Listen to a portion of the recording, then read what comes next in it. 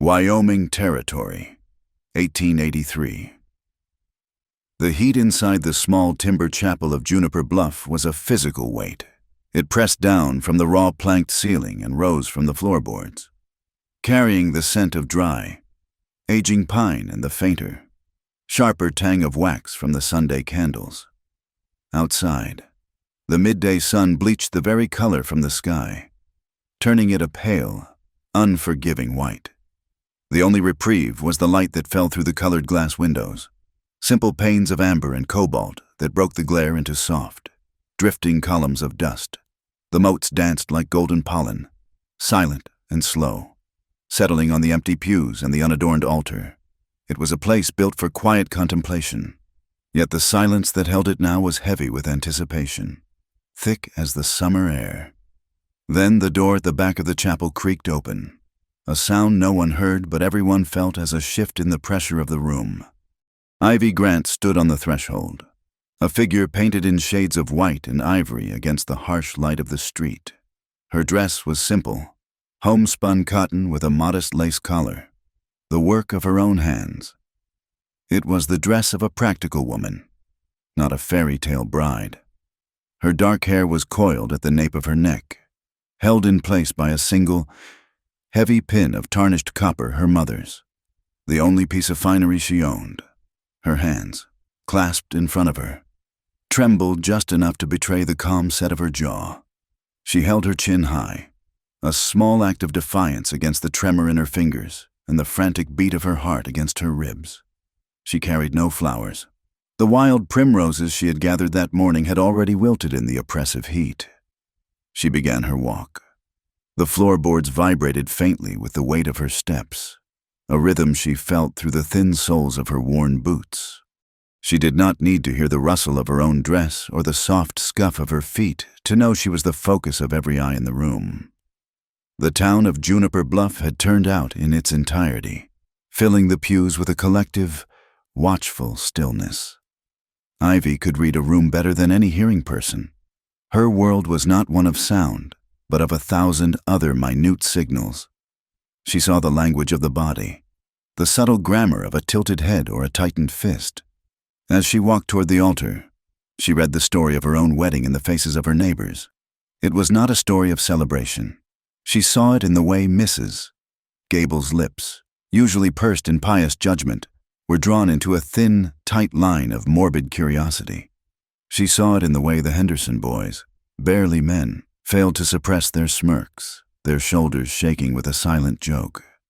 Eyes followed her, not with warmth or blessing, but with the keen, assessing gaze one might give a horse at auction. They were here for the spectacle, the union of the Cole fortune with the Grant family's land, a transaction made peculiar by the bride's silent condition. Ivy's gaze flickered to the front pew. There sat the Coles, rigid and unmoving. Mr. Elias Cole, a man whose face seemed carved from granite, stared straight ahead at the altar, his hands gripping the silver head of a walking cane. His wife, Miriam, was a study in stiff silk and disapproval, her posture so erect it seemed a physical manifestation of her pride. They saw this day not as the joining of two souls, but as the signing of a deed, a necessary and somewhat unpleasant piece of business to secure the water rights that came with Ivy's inherited property. And beside them, at the altar, stood their son, Barrett. He would not look at her. As she drew closer, his eyes darted from the stained glass window to a loose thread on the sleeve of Reverend Alden Voss's robe, anywhere but at the woman walking toward him. His handsome face was clouded, his mouth set in a sullen pout. Ivy had known Barrett since they were children. She remembered a boy who had once shown her a hawk's nest, his face alight with wonder. But the boy was gone, replaced by a man who had learned the cold arithmetic of his parents' ambition. He was a cage of their making, and today he was meant to lock her inside it with him. Reverend Voss cleared his throat. A low rumble Ivy felt more than saw. He was a stooped, weary man who smelled of old paper and the lingering scent of the saddle slicker he wore in all weather. He opened the heavy Bible on the lectern, its pages whispering as they turned. The light from the window caught the silver in his hair, creating a brief, saintly halo that did not suit the anxious frown on his face. The ceremony began. The Reverend's words were shapes on his lips, familiar patterns Ivy had memorized from countless Sundays sitting in these same pews. She watched him, her focus absolute, piecing together the familiar liturgy from the movement of his mouth. We are gathered here today, the familiar cadence, the solemn rhythm. She stood beside Barrett, close enough to feel the tense heat radiating from his body. He remained steadfastly focused on the Reverend, his profile sharp and unyielding. When the time came, he produced a thin gold band, holding it between his thumb and forefinger as if it were something distasteful. Reverend Voss turned his kind, troubled eyes to Barrett. His lips formed the question, the sacred promise. "Do you, Barrett Cole, take this woman, Ivy Grant, to be your lawfully wedded wife?" Barrett did not wait for him to finish. He turned, not to Ivy, but to the congregation, a sneer twisting his handsome features into something ugly. He spoke, and though the sound was lost to her, the shape of the words was brutally clear. "I will not marry a woman who cannot hear her own name." The words hung in the air, visible on his lips. For a heartbeat, the chapel was suspended in shock. Then, a sound she could not hear erupted. It began as a snicker from the back, a sharp, cruel bark that she saw on the face of one of the ranch hands. It spread like a contagion. Shoulders began to shake, mouths contorted into wide, gaping shapes of mirth.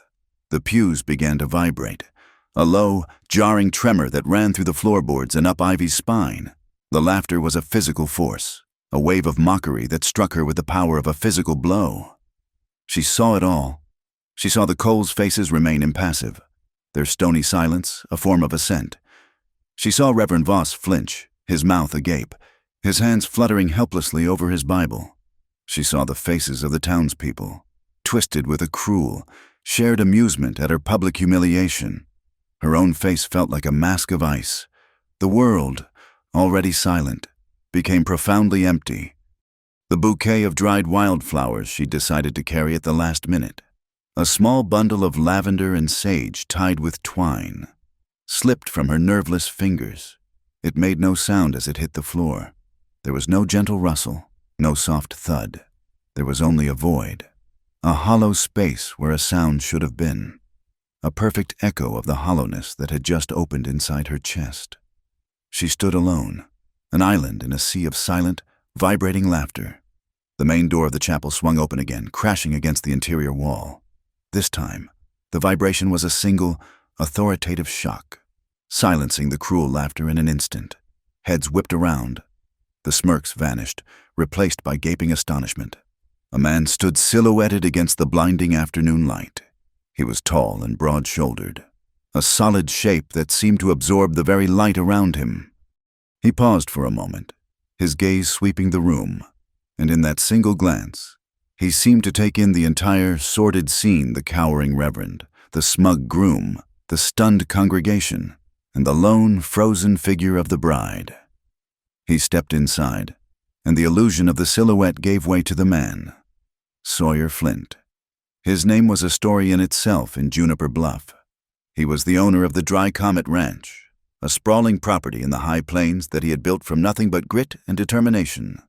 He was a man who kept to himself, known for his hard work, his fair dealings, and a quiet intensity that discouraged idle gossip. He was not a man one trifled with.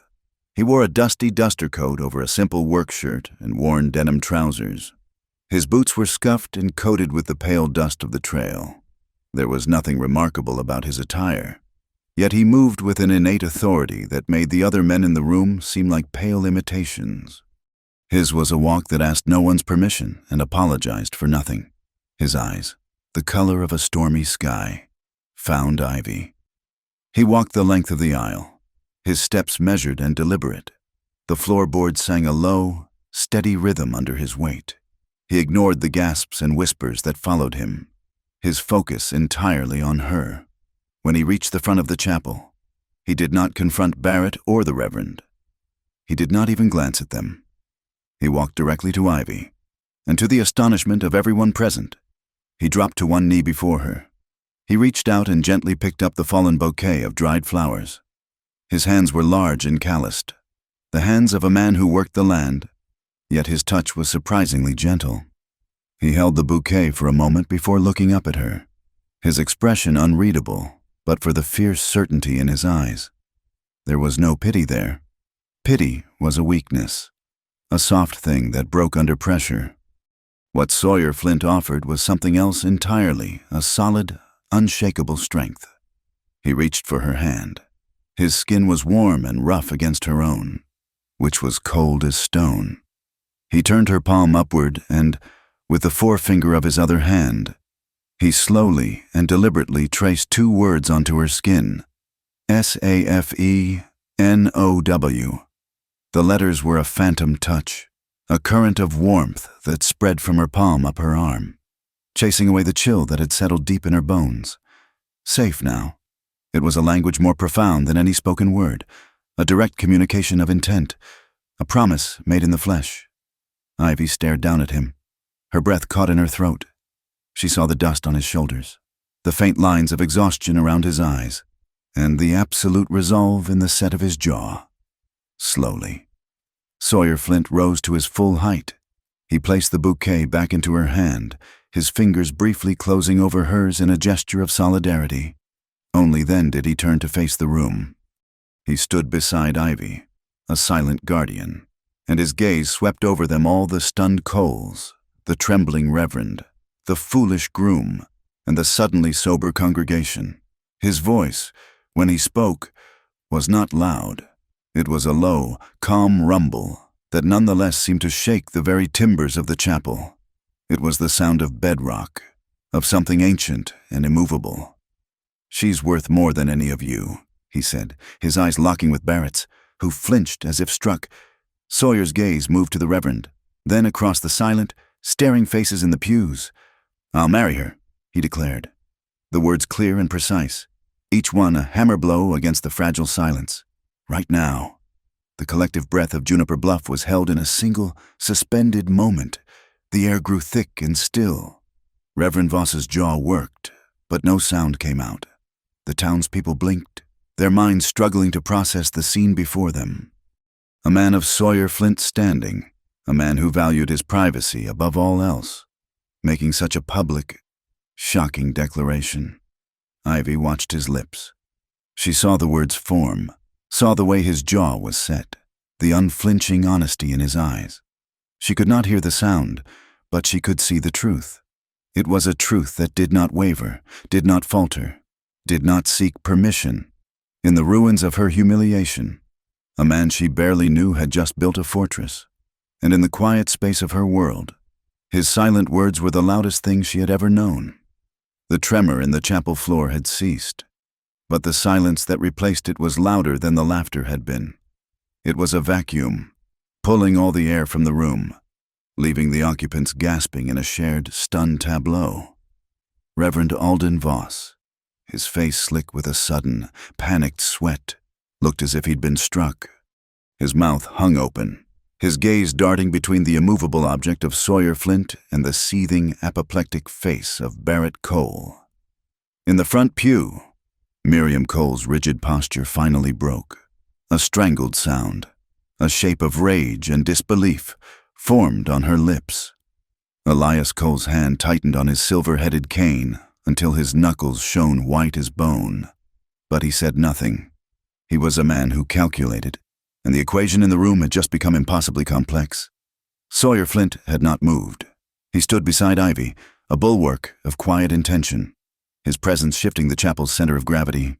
Reverend Voss finally found a sliver of his voice, a reedy, thin thing. He stammered, his lips barely forming the words Ivy read. "Mr. Flint, this is a sacrament. It is not a marketplace trade." Sawyer's gaze was level. He gave a single, short nod. It was not a request. It was an instruction. "Then finish the sacrament, Reverend." A farce. The word exploded from Barrett Cole. He surged forward, his handsome face ugly with spoiled fury. "You cannot do this. This is my wedding. She is nothing to you," Sawyer replied. His voice was dangerously soft, a low rumble that Ivy felt vibrate in her chest. He did not turn to face Barrett, but his words cut him off like a drawn blade. "You made your choice. You've said enough." Barrett froze, his hand half raised. He was a man used to getting his way through bluster or his father's money, and he had no defense against this kind of quiet, absolute dismissal. He looked to his father, but Elias Cole's face was a mask of cold calculation. There was no help there. Sawyer turned his full attention back to the trembling Reverend. "Voss." It was the only name he said, but it was enough. Voss flinched, swallowed, and nodded. A puppet whose strings had been seized by a new master. He fumbled with his Bible, his hands shaking so badly he dropped the silk bookmark. He ignored it. We are gathered," he began again, his voice cracking. He skipped pages, his eyes frantic. "A marriage is a solemn vow. Let us proceed." He looked at Sawyer. "Mr. Flint, will you take this woman, Ivy Grant, to be your wife, to live together in this holy estate, Saw?" "I will." The words were immediate, clear, and final. He spoke them while looking directly at Ivy, not at the Reverend. She saw the words form on his lips, felt the deep, sure vibration of them. Voss, now visibly sweating through his black coat, turned to Ivy. And do you, Ivy Grant, take this man?" He stumbled, his gaze flickering to the Coles, who looked on with an icy, murderous stillness. Ivy felt the room tilt. The air was too hot, the smell of old pine and candle wax suddenly overpowering. Her mind was a whirlwind of noise, a silent cacophony of gaping mouths, Barrett's twisted face, and the agonizing void where the laughter had been. She couldn't process the entirety of what was happening, the legalities, the scandal that would rock this territory. She only knew the fact of the man beside her. She felt the warmth radiating from his body, a dry, steady heat. She looked at his hand, the one that had held hers, the one that had traced safe onto her palm. It was steady. He wasn't looking at her with pity, the way the townspeople always did.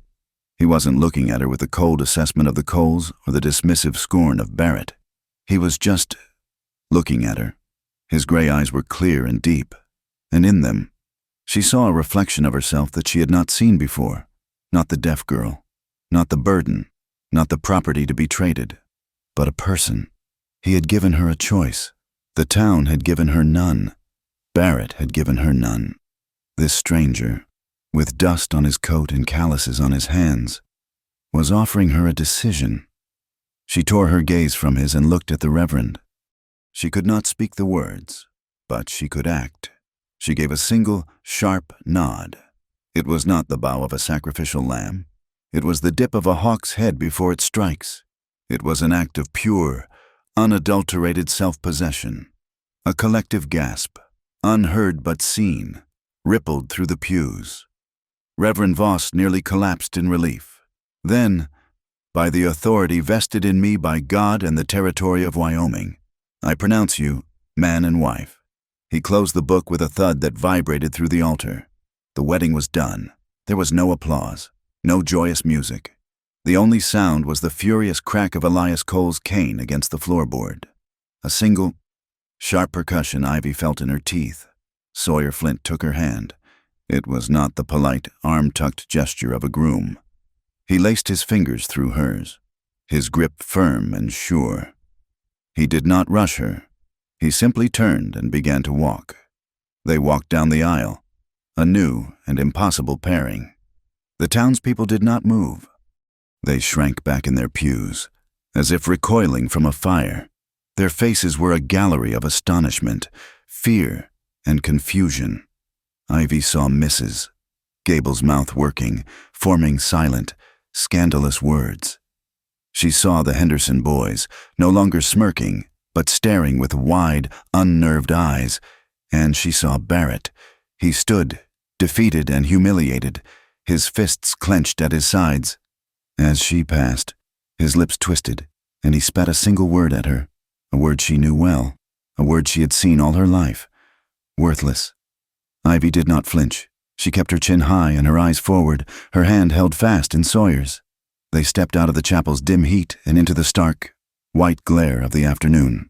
The light was a physical blow, making them blink. A dusty breeze, the first hint of a change in the weather, skittered down the street, offering no relief. The gravel path crunched under their boots. In the near distance, where the land fell away toward the river, Ivy could see the kestrel run, its low water catching the sun like a line of freshly sharpened steel. 2 horses were hitched to the post outside the church, her own chestnut mare and Sawyer's tall, dark roan, a formidable animal that watched them with intelligent eyes. He had left his horse to enter the church. He had not known what he would find, only that he had to go in. He led her to her mare. Without a word, he bent and cupped his hands. She placed her booted foot into his palm, and he lifted her. An easy, fluid motion that put her in the saddle. The touch was brief, practical, and devoid of any awkwardness. He did not fuss with her skirts or linger. He stepped back, checking that her feet were set in the stirrups. He moved to his own horse and mounted in a single, powerful movement. He gathered his reins, then gently took the reins of her mare, looping them once around his saddle horn. He would lead her. He looked at her once, a silent question. "Ready?" She nodded. He urged his horse forward, and hers followed. They rode out of Juniper Bluff, not looking back. The rhythm of the hooves was a steady, plodding beat, a contrast to the frantic, silent chaos of the chapel. It was a rhythm that gradually, mile by mile, began to feel like a heartbeat settling, a frantic pulse slowing to a calm, steady pace. They took the high trail north, climbing out of the dusty bowl where the town lay.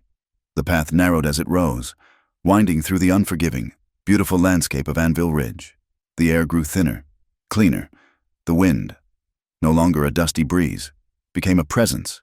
It was a high, cutting wind that smelled of pine and distant, cold stone. It tore at Ivy's simple white dress and whipped strands of hair from her mother's copper pin. She rode behind him, watching the language of his back. It was a language of subtle, unconscious movements. She learned that a slight shift of his shoulders to the left meant the trail was about to drop unexpectedly. She learned that when he leaned forward, it was to brace the horse for a steep climb. The wind grew stronger, a steady westward force that pushed at her, chilling her through the thin cotton. She shivered, hunching her shoulders.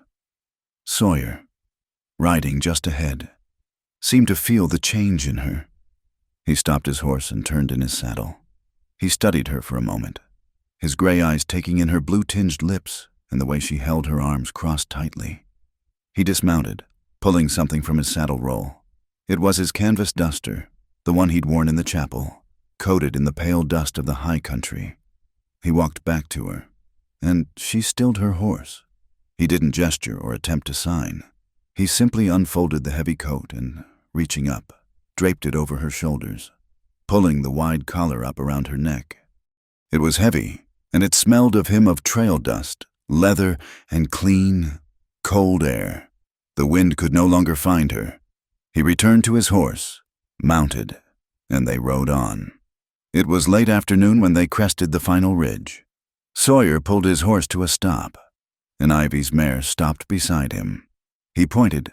Below them, nestled in a wide, grassy valley, was the Dry Comet Ranch. It was not a grand estate like the Coles. It was a simple, solid log house, its timbers dark and seasoned, with a long porch running the entire length of its front. A large, well-maintained barn stood behind it, and the fences that sectioned the paddocks were straight and true. There was no clutter, no broken wagons or rusting equipment. Everything was orderly, practical, and clean. Under the eaves of the porch, she saw a large brass cowbell hanging, still and silent in the lee of the wind. The entire place seemed an extension of the man beside her. They rode down, the horses sensing home, their pace quickening. He led them to a watering trough, dismounted, and untied her reins, handing them to her before tending to his own horse. When he was done, he came to her side and offered his hands to help her down. She swung her leg over and slid down, her body stiff from the long ride. His hands were steady at her waist, easing her to the ground. Again, the touch was just enough, and he released her the moment her feet were firm. He led the way to the house. The porch boards were smooth and worn. He pushed the heavy wooden door open and held it, letting her pass. The inside was dark and cool. A long, single room comprised the main living space, with a large stone hearth at one end and a clean, efficient kitchen at the other. A polished wooden table sat in the center. Like the outside, everything was in its place. It was a man's home, lacking any soft touches, but it was not stark. It was cared for. On the kitchen table, a square of dark roofing slate and a stick of white chalk sat, as if waiting. Sawyer gestured for her to sit at the table. She did, the heavy duster still wrapped around her. He walked to the cast-iron stove, picked up a heavy kettle, and looked at her, raising an eyebrow in a question. T. Ivy nodded. The simple, domestic gesture was so profoundly normal it almost made her weep. He filled the kettle from a pump at the sink, and she felt the heavy thump as he set it on the stove. He lit the fire in the stove box, the flare of the match bright in the growing dimness. He came to the table, sat opposite her, and pulled the slate closer. He lit the oil lamp in the center of the table, and a warm, golden circle of light pushed back the shadows. He picked up the chalk. His handwriting was not the looping copperplate of a scholar, but the strong, clear, block letters of a practical man. He wrote, "You decide everything that concerns you." He pushed the slate toward her. Ivy stared at the words. The chalk was stark white against the black. You decide? The words were foreign. Her father had decided. The town had decided. The Coles had decided. Never her. She read the sentence 3 times, the meaning struggling to find purchase in her mind. Her hands were trembling again. She reached for the chalk. Her own writing was smaller, more hesitant. She looked up at him, at his calm, unreadable face in the lamplight. Why me? She pushed the slate back. He read the question. He did not answer immediately. He sat back, his gaze holding hers. The only sound in the room was the faint metallic ping as the kettle began to warm. He seemed to be weighing his words, even these silent, chalky ones. Finally, he picked up a rag, wiped her question clean, and wrote his answer. He took his time, the letters emerging one by one. Because you chose to stand when others kneeled to cruelty. He turned the slate to face her. Ivy read the words. Her breath caught. He hadn't seen her as a victim. He hadn't seen a deaf girl or a poor thing. He had seen her chin held high, her back straight, her refusal to crumple under the town's mockery and Barrett's cruelty. He had seen her, in her own silent way, fighting back. He had not rescued her. He had joined her. The kettle on the stove began to vibrate. A low hum she felt through the soles of her boots, building toward a whistle. Sawyer gestured to a closed door off the main room. He then pointed to a second door at the far end. Near the hearth, he pointed back to the first door, and then at her. Your room. He pointed to the second. My room. He held up a hand. Palm out. Rest. He picked up the chalk one last time and added to the bottom of the slate. We talk tomorrow. Ivy looked at him for a long moment. The heat from the stove was beginning to fill the kitchen, pushing back the chill of the ride. The heavy duster around her shoulders was a comfort, a shield. She nodded. He nodded back, then rose to tend to the now steaming kettle. Ivy stood, pulling the coat tighter. She walked to the room he had indicated and pushed open the door. It was simple, furnished with a sturdy wooden bed frame, a washstand, and a small dresser. It was clean, and it was quiet. She stepped inside and closed the door, the latch clicking softly into place, and for the first time in her entire life, the silence felt like her own. It was not an absence. It was a sanctuary. Ivy woke to a world painted in gold. The morning light, clear and thin at this altitude, did not knock. It seeped. It poured through the single window of the small room, striking the far wall and sliding down the rough-hewn log timbers like warm honey. It was a slow, deliberate tide, drawing a line of warmth across the bare floorboards, illuminating the dance of dust motes in the air. This was her first morning at the Dry Comet Ranch. She had slept in the simple dress she had been married in, having brought nothing with her but the tarnished copper pin in her hair and the duster coat Sawyer Flint had wrapped around her. The coat lay on the foot of the bed now, a heavy, reassuring weight. The silence of this room was different from the silence of Juniper Bluff. There, the silence had been an absence, a wall between her and the world of sound she could not enter. Here, the silence felt full. It was a presence, a physical blanket of peace. She sat up, swinging her legs over the side of the bed, and planted her bare feet on the wooden floor. Instantly, the ranch came alive. Through the soles of her feet, she felt it a low, steady, intermittent vibration. It was a deep, resonant thrum, the pulse of a large animal moving on the earth. It was the horses. She realized, moving in the corral just outside. A moment later, a sharper, more rhythmic thud, thud, thud joined it Sawyer, already outside, splitting wood for the morning fire. The vibrations were as clear to her as a bell. She dressed, her movements economical and quiet. She smoothed the wrinkles from her dress as best she could and, using a small tin basin of water on the washstand, bathed her face. The water was cold, sharp, and real. When she emerged from the room, the main cabin was already warm. The air was thick with two of the most comforting scents she had ever known: the sharp, robust smell of brewing coffee and the sweet, nutty aroma of cornbread baking in the cast-iron oven. Sawyer was not there. He had left the pot of coffee on the back of the stove to keep warm and a tin plate on the table. He was a man who communicated in actions. He returned 20 minutes later, his sleeves rolled up, revealing forearms corded with muscle. He ducked under the low doorway, bringing a rush of cold morning air with him. He stamped the corral dust from his boots, a vibration she felt across the room, and hung his hat on a peg by the door. He did not seem surprised to see her up. He simply nodded, a brief acknowledgement. He retrieved a second tin mug from a shelf, poured himself a stream of dark coffee, and joined her at the table. For a few moments, they ate the cornbread in silence. Then, he reached beside his chair and produced a small, cloth-bound book. It was old. The cover was faded to a dull gray blue, and the corners were soft with wear. He placed it on the table between them, pushing it gently toward her. The title, in faded gold leaf, read The Manual Alphabet, a Compendium of Plains, Signing. Ivy's breath hitched. She looked from the book to his face. He was watching her, his expression neutral, waiting. She had known the manual alphabet as a child, taught by a brief, kind schoolmistress who had since moved on. But plain signing was the language of the territory, the complex gestures used to broker peace and trade between settlers and the Cheyenne, the Arapaho, the Shoshone. It was a language of substance. She opened the book. The pages were brittle, the ink drawings precise. Sawyer leaned forward, his large, calloused hand dwarfing the delicate pages. He pointed to the first chart, the simple one-handed signs for the alphabet. He looked at it, his brow furrowing in concentration, then looked at his own hand. As if it were a foreign object he was unsure how to command. He tried to form the first letter of her name.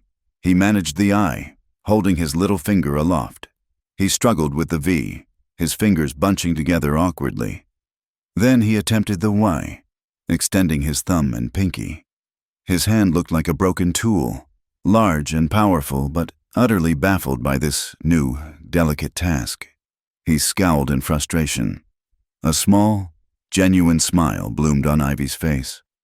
It was not a smile of mockery, but of pure, surprised delight. It was a smile that lit her eyes, crinkling the corners. Sawyer saw it, and his scowl deepened, though a faint touch of color rose on his neck. Ivy reached out, her hand small against his, and gently touched his. It was a light, guiding gesture. She folded his middle and ring fingers down, tapping his thumb and pinky until they stood out, sharp and clear. Y. She then held up her own hand and formed the letters, slowly, so he could see. IVY. He watched, then copied her. IVY. His movements were stiff, but the letters were correct. Ivy nodded, her smile softening. She pointed to the steaming kettle, then raised her hand, curling her fingers as if holding a cup and miming a drink. T. Sawyer copied the gesture. T. She then placed her flat palm against her chest. Good. He copied it. Good. She tilted her head and placed her hand against her cheek, as if resting. Tired. He copied that, too. Tired. It was a start. It was the first real conversation she had had in years. A tiny, 3-word vocabulary that felt vast as the prairie. Their days settled into a rhythm defined not by sound, but by light and task. The Dry Comet Ranch was a demanding partner, and Ivy was determined to be its equal. She learned to read the sun as her clock. When its light struck the far western wall, it was time to feed the chickens. When the shadows of the porch posts stretched 6 feet long, it was time to stoke the fire for the evening meal. Their communication evolved. The slate was for necessities. Fence broken. Anvil Ridge. South pasture. Ivy would read it, nod, and pack him bread and jerky, because the vibration of his horse leaving told her it would be a long ride. On the long porch in the evenings, they used the book. He would point at an object, the barn, a horse, the sky, and she would teach him the sign. In return, he taught her the practical language of the ranch, a gesture for barbed wire, river, coyote. Sometimes they spoke of other things. One evening, as the sky turned a deep, bruised purple, Ivy swept her hand across the horizon, a gesture for beautiful, but her expression was tinged with something else. Sawyer watched her, then simply looked out at the same darkening hills, his own gaze distant. He understood. They were 2 isolated people, sitting side by side, sharing a loneliness that required no words. One afternoon, while Sawyer was out mending the very fence he'd written about, Ivy explored the house. Tucked behind the main hearth was a small room, barely a closet, with a single window. It was a sewing room, or had been once. It smelled of cured leather, old canvas, and the faint, tangy scent of mice. In the corner sat a heavy-duty stitching horse and a box of tools-alls, waxed sinew, heavy needles, a curved blade. Piled beside it was a saddle, its stitching unraveled along the skirt, rendering it useless. Ivy's hands, which had trembled in the chapel, were steady now. She knew this work. Her father had taught her to mend tack, one of the few practical skills he had passed on. She threaded a needle with sinew, braced the leather in the horse's clamp, and began to pull the stitches tight. It was hard, satisfying work. The pull of the thread against the leather was a taut, physical resistance. With each stitch, she felt a knot inside her loosen. She was not a burden. She was not a silent mouth to feed. She was trading her silence for usefulness. When Sawyer returned, the sun was a red ember on the horizon. He walked in, his shoulders slumped with exhaustion, the floorboards groaning under his weight. He stopped dead in the center of the room. The saddle was slung over a chair, the stitching clean, tight, and stronger than the original. He looked at the saddle, then at Ivy, who was quietly washing her hands in the kitchen basin. He said nothing, but his posture changed. The exhaustion seemed to lift, replaced by a quiet, profound acknowledgement. He walked over to the saddle, ran his thumb over her stitches, and nodded once. It was the highest praise. The next day, it was his turn.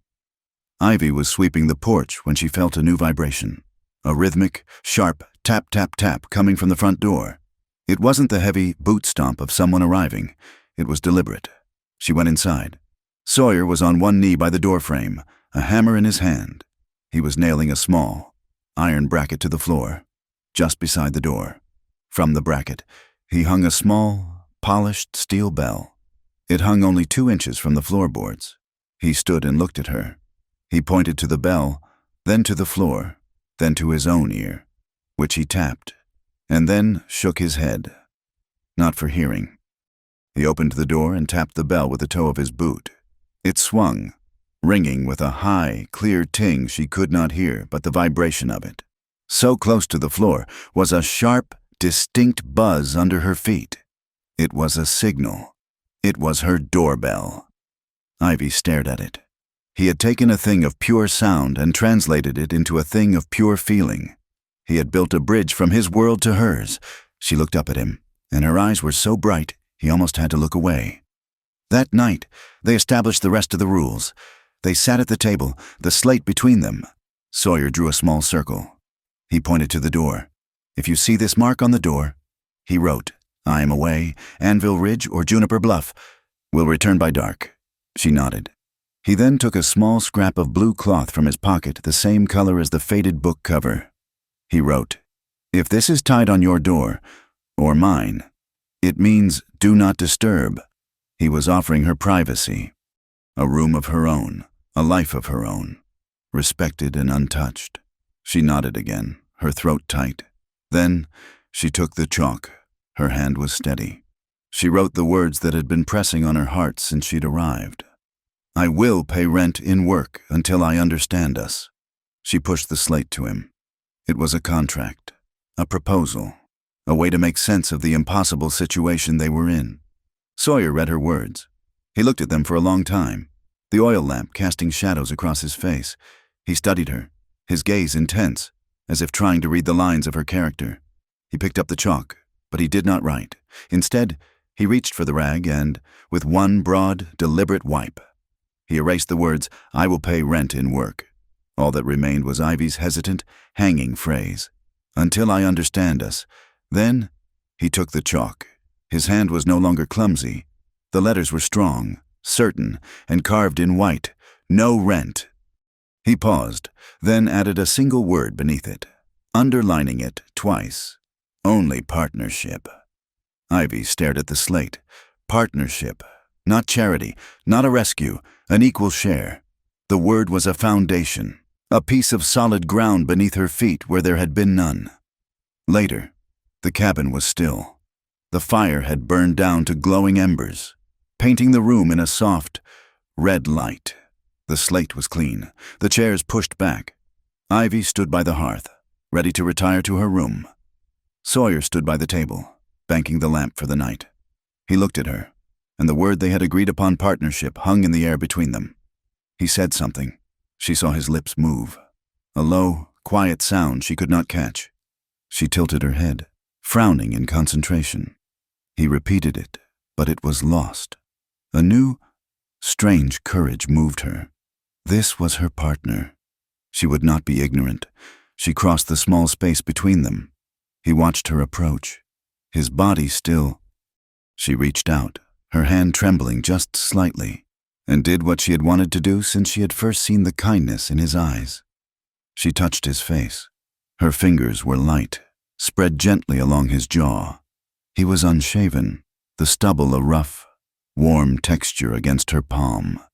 He did not flinch, but she felt the muscle in his jaw tighten under her touch. She was not caressing him. She was listening. She looked at him, her eyes asking the question. Again, Sawyer understood. He drew a slow breath, his gaze locked on hers. He spoke, and he did so with an exaggerated slowness. His voice a low whisper she felt as a vibration in her fingertips. "The work you did on the saddle was good." She read the shapes, felt the rumble of the words. She nodded, understanding. He continued, his lips forming the words carefully. "You are not burden here." A single tear, hot and silent, escaped her eye. It traced a path down her cheek and onto her own hand, which was still resting on his. He saw the tear. He did not wipe it away. He simply stood, letting her hold him, letting her listen as he spoke. "You are safe." She closed her eyes, just for a second, absorbing the 3 words she had first felt traced on her palm. He slowly, gently, covered her hand with his own, pressing her palm flat against his cheek. He held it there, a quiet moment of shared warmth. They stood like that for a long time. The new habits, the language of touch and sight, were taking root, growing in the quiet, fertile ground of the ranch. Finally, Sawyer moved his head, a slight gesture toward the small candle burning on the table. He raised his eyebrows. Tired, Ivy nodded, pulling her hand back. Tired. He turned the oil lamp down until it was just a flicker. She moved to the candle, and he stood beside her. They looked at the small, steady flame, a single point of light in the warm darkness. He looked at her. She looked at him, together, with one shared breath. They blew it out.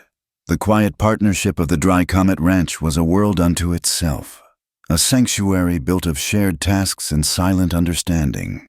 But the world does not long tolerate such sanctuaries. Like the high plains wind, the gossip and judgment of Juniper Bluff eventually found its way to their door, a low and persistent pressure against their fragile peace. It began on a supply run to Sage Row, the town's main street and mercantile. Ivy needed thread. Sawyer needed salt blocks for the cattle. As they walked down the dusty street, a new language greeted them. One Ivy was fluent in the language of averted eyes, of hands that paused in their work, of conversations that stopped abruptly as they approached. The whispers were visible. She saw them on the lips of the women clustered outside the mercantile, their mouths forming tight, sharp shapes. Pity. The word was a common one, a soft, suffocating blanket they tried to throw over her. But there were new words now. Flint lost his senses. She saw one woman lean into another, her lips barely moving. Trapped him, is what I heard. That silent kind. They're cunning. Inside the store, Mr. Abernathy, a man who had known Ivy since she was a girl, suddenly found himself intensely interested in a stack of canned peaches, refusing to meet her eye. He spoke only to Sawyer, his tone clipped and formal. It was a coldness she had never felt from him before. The price of their flour, it seemed, had risen, not in dollars, but in goodwill. As they loaded their supplies onto the wagon, she saw a new phrase pass between two men lounging on the saloon porch. The deaf bride of the broke rancher. The lie was twofold, crafted to strip them both of dignity. It implied Sawyer was a fool, and she, a faulty piece of property he'd acquired in a moment of madness. The story of Barrett Cole's cruelty had been twisted, reshaped into a tale of Sawyer Flint's folly. They rode home in silence, the weight of the town's disapproval a tangible thing in the wagon between them. The sanctuary had been breached. The true architect of that disapproval sat in a polished leather chair in the Juniper Bluff Bank. Orson Tallow was a man whose softness was a weapon. His hands were pale and uncalloused. His suits were always freshly pressed, and his smile never quite reached his cold, obsidian eyes. It was a smile like the glint off a razor's edge, promising a clean, deep cut. He was a predator who hunted not with a rifle, but with ledgers and liens. He saw the union of Sawyer Flint and Ivy Grant not as a scandal, but as an opportunity. The land Ivy had inherited, which bordered the Kestrel Run, was the linchpin of his plan. A private railroad spur, funded by investors back east, was meant to come through the valley. Control of the Kestrel Run's water access would make Tallow and his partners kings. Barrett Cole was meant to be his key to that land. Sawyer Flint was now the lock. Tallow was not a man to be deterred. He had allies.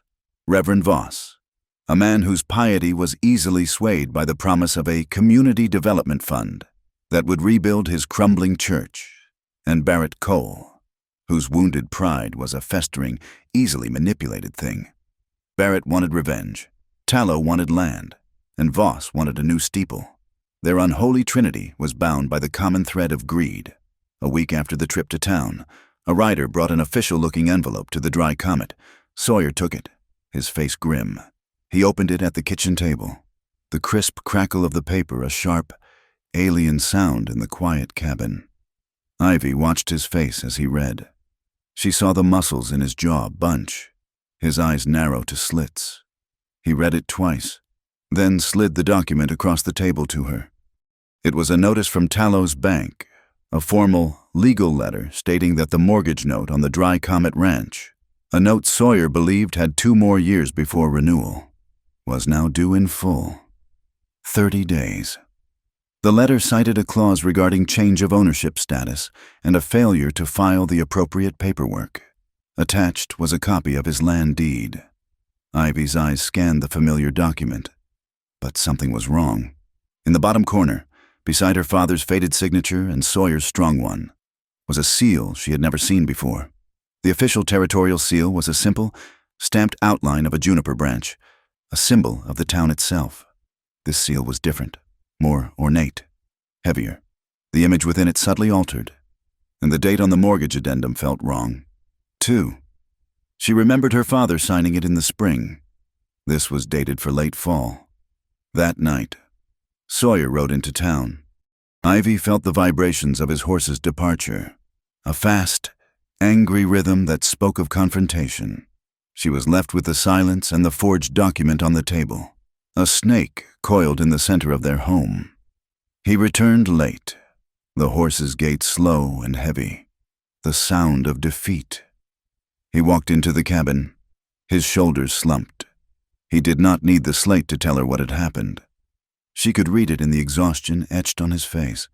He had gone to the saloon first, a place he rarely frequented, hoping to gauge the town's temper. It was there, standing at the bar, that Ivy's world of sight gave them their first weapon. She had insisted on going with him. She would not be left behind, a passive figure in her own fate. She sat at a small, secluded table in the corner, nursing a glass of water, a silent, overlooked shadow. The saloon was a cacophony of movement and expression. Men drank, laughed, argued, their faces animated in the smoky lantern light. For Ivy, it was like watching a silent play, and she was an expert in reading the actors. She saw Barrett Cole at a table with Orson Tallow and 2 other men she didn't know, their faces hard and unfamiliar. Tallow was doing most of the talking, his lips forming smooth, confident shapes. Barrett was drinking heavily, his movements jerky, his face flushed. Ivy focused, her eyes narrowing. She filtered out the meaningless chatter, the boisterous laughter. She watched Tallow's mouth. He leaned in, his voice dropping to a conspiratorial level. Ivy leaned forward, her focus absolute. Deed is secure, the new seal is perfect. Tallow then looked toward the bar, where Sawyer stood, his back to them. Tallow's smile was a predatory slash. Won't matter when the levy sale is called.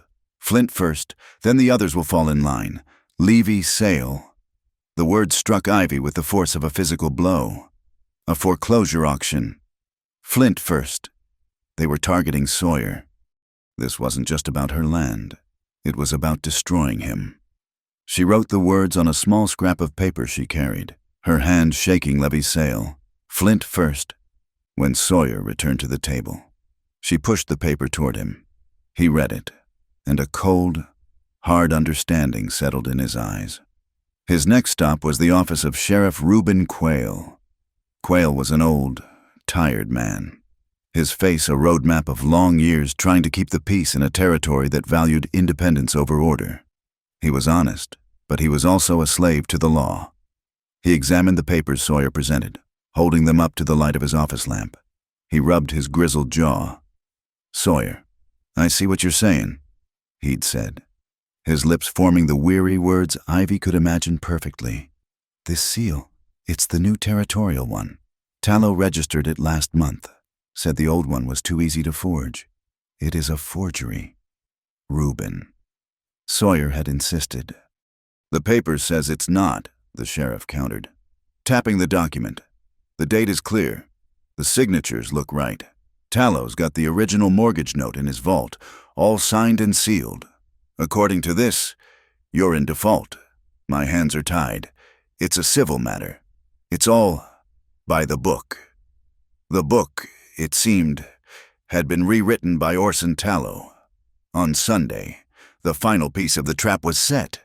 Reverend Voss stood at his pulpit, his voice resonating with a newfound, hollow authority. He did not speak of forgiveness or grace. He spoke of progress. "The Lord works in mysterious ways," he declared, his arms spread wide, "sometimes for the good of the many, for the growth of a community. There must be sacrifice." The path of progress is paved with the noble sacrifices of individuals who yield their own interests for the prosperity of all. The congregation nodded. They saw the promise of a railroad, of new money, of a bigger town. They did not see the theft it was built upon. They heard the word of God, as spoken by a man who had sold his soul for a new steeple. Sawyer and Ivy sat in the back pew, watching the townspeople nod in agreement, their face sanctimonious. They were being convinced that stealing a man's home was not a sin, but a holy duty. That night, the Dry Comet cabin was a fortress of silent tension. Sawyer paced the floorboards, his heavy steps a frantic, trapped rhythm. He was a man of action, and he had no action to take. The law was against him. The church was against him. The town was against him. Ivy sat at the table, the forged deed spread before her under the lamplight. She stared at the false seal, the elegant, deceptive cedar branch that had replaced the familiar juniper. Sawyer finally stopped, his hands clenched into fists. He looked at her, his face a mask of frustration and despair. Ivy picked up the chalk. Her hand was steady. She was not a fighter of fists and fury, but her mind was sharp, and her world was one of details others overlooked. She wrote, "The seal is a lie. We need an older truth." Sawyer read it, frowning. "What do you mean?" his expression asked. She took the slate and wrote again, her chalk flying across the surface. "Tallow's seal is new. He says the old one was easy to forge. Let's prove the old one was consistent. Every old deed, every old tax record, every birth certificate in this county was stamped with the juniper seal. If we gather them, we can show a pattern, a truth." She pushed the slate to him. A flicker of something not yet hope, but interest stirred in his eyes. She continued, outlining the plan. "We need old paper, signed by my father, by your father, by Sheriff Quayle's father. We find every real seal we can. We compare them. The next day, their silent workshop was born." Sawyer rode out, not to town, but to the old, scattered homesteads of ranchers he trusted, men whose families had been there for generations. He returned with a leather satchel full of old, brittle documents, deeds, wills, bills of sale. Ivy cleared the kitchen table. She took out her sewing magnifying glass, a small, powerful lens she used for fine stitching. She trimmed the wicks of 2 oil lamps, creating a bright, clear pool of light. Sawyer brought the county tax ledgers, heavy, leather-bound books that smelled of dust and time. He became her secretary. He turned the pages, his rough finger pointing to the signatures and seals of men long dead. Ivy became the investigator. She spent hours hunched over the papers. With the magnifying glass, she examined dozens of the authentic juniper seals. They were all slightly different, worn by time and use, but they shared a common soul. Then, late into the night, she found it. "Sawyer," she signed, her hands moving with a sharp, excited energy. He came to her side, leaning over her shoulder. She pointed with the tip of a needle. "Look." She placed an old deed from 1872 next to their forged one, under the glass. The details were stark. The pressure. She wrote on the slate, the hand that held the stamp. She drew a small circle on the slate, like a clock face. She drew a line from the center, straight up, north, every real seal. She wrote, "Is tilted, about 5 degrees to the right." She demonstrated with her hand, a slight, almost imperceptible cant, like a man whose right shoulder is stronger, a habit. It's on every single one. She then slid the forged deed under the glass. The cedar seal was also tilted, but it was wrong. "This one," she wrote, her hands shaking with the thrill of discovery. "Tilt 7 degrees, a different hand, a different habit." It was the subtle, unconscious signature of a forger who had copied the idea of an imperfection without understanding its specific nature. But there was more. She took the chalk and, with a few deft strokes, she sketched the image from the real seal. It was a juniper branch, its needles short and prickly, its berries rendered as 3 small, distinct circles. It was the tough, resilient tree that gave the town its name. Then, she sketched the image from the fake seal. At first glance, it was similar, but under the glass, and with her artist's eye, she had seen the truth. The needles were longer, flatter. The berries were not berries at all, but tiny, oblong cones. "This is not juniper," she wrote. Her final words a triumphant accusation. "It is cedar." It was a detail everyone had missed. The sheriff, the town, even Sawyer himself. They had seen a tree and assumed it was their tree. But it was the mark of an outsider, an imposter, as false as the sermon in Voss's mouth and the smile on Tallow's face. They had their proof. It was small, technical, and would be meaningless if they couldn't make the town see it. Sawyer looked at the drawings on the slate, then at Ivy. The despair was gone from his face, replaced by a slow-burning, dangerous fire. Ivy took the chalk for the last time that night. She looked at the notice from the bank, at the date of the threatened foreclosure. She wrote, "Tallow wants a public sale. We should give him one." Their counterattack would not be fought in the shadows. It would be fought in the open, in front of the entire town, at the very auction Tallow had designed to be his final, legal triumph. They would force Juniper Bluff to stop listening to the lies and start looking at the truth. The heat that had suffocated the valley for days did not break. It shattered. The sky, once a pale, bleached white, began to curdle in the late afternoon, turning a bruised, greenish yellow along the western horizon. The air grew heavy, still, and thick with the electric scent of ozone. Animals grew restless. The horses in the corral paced, their tails twitching, and the cattle in the south pasture gathered in nervous, lowing bunches. There was no wind, only a profound and ominous silence. Sawyer stood on the porch, his eyes on the roiling mass of clouds over Anvil Ridge. Ivy stood beside him, her hand resting on the porch rail. She could not hear the distant, low rumble of the coming storm, but she could feel it. A faint, deep-frequency vibration was beginning to travel through the earth. A tremor so subtle it was more a feeling in her bones than a physical sensation. She had learned to read the weather with her whole body, and her body was telling her this was no ordinary summer squall. This was something violent. "We need to move the herd," Sawyer said, not looking at her. He didn't need to.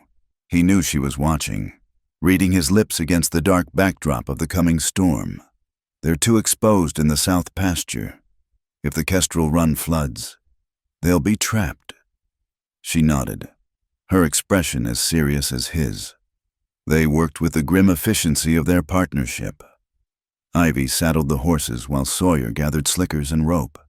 By the time they rode out, the first drops of rain had begun to fall, not a gentle mist, but heavy.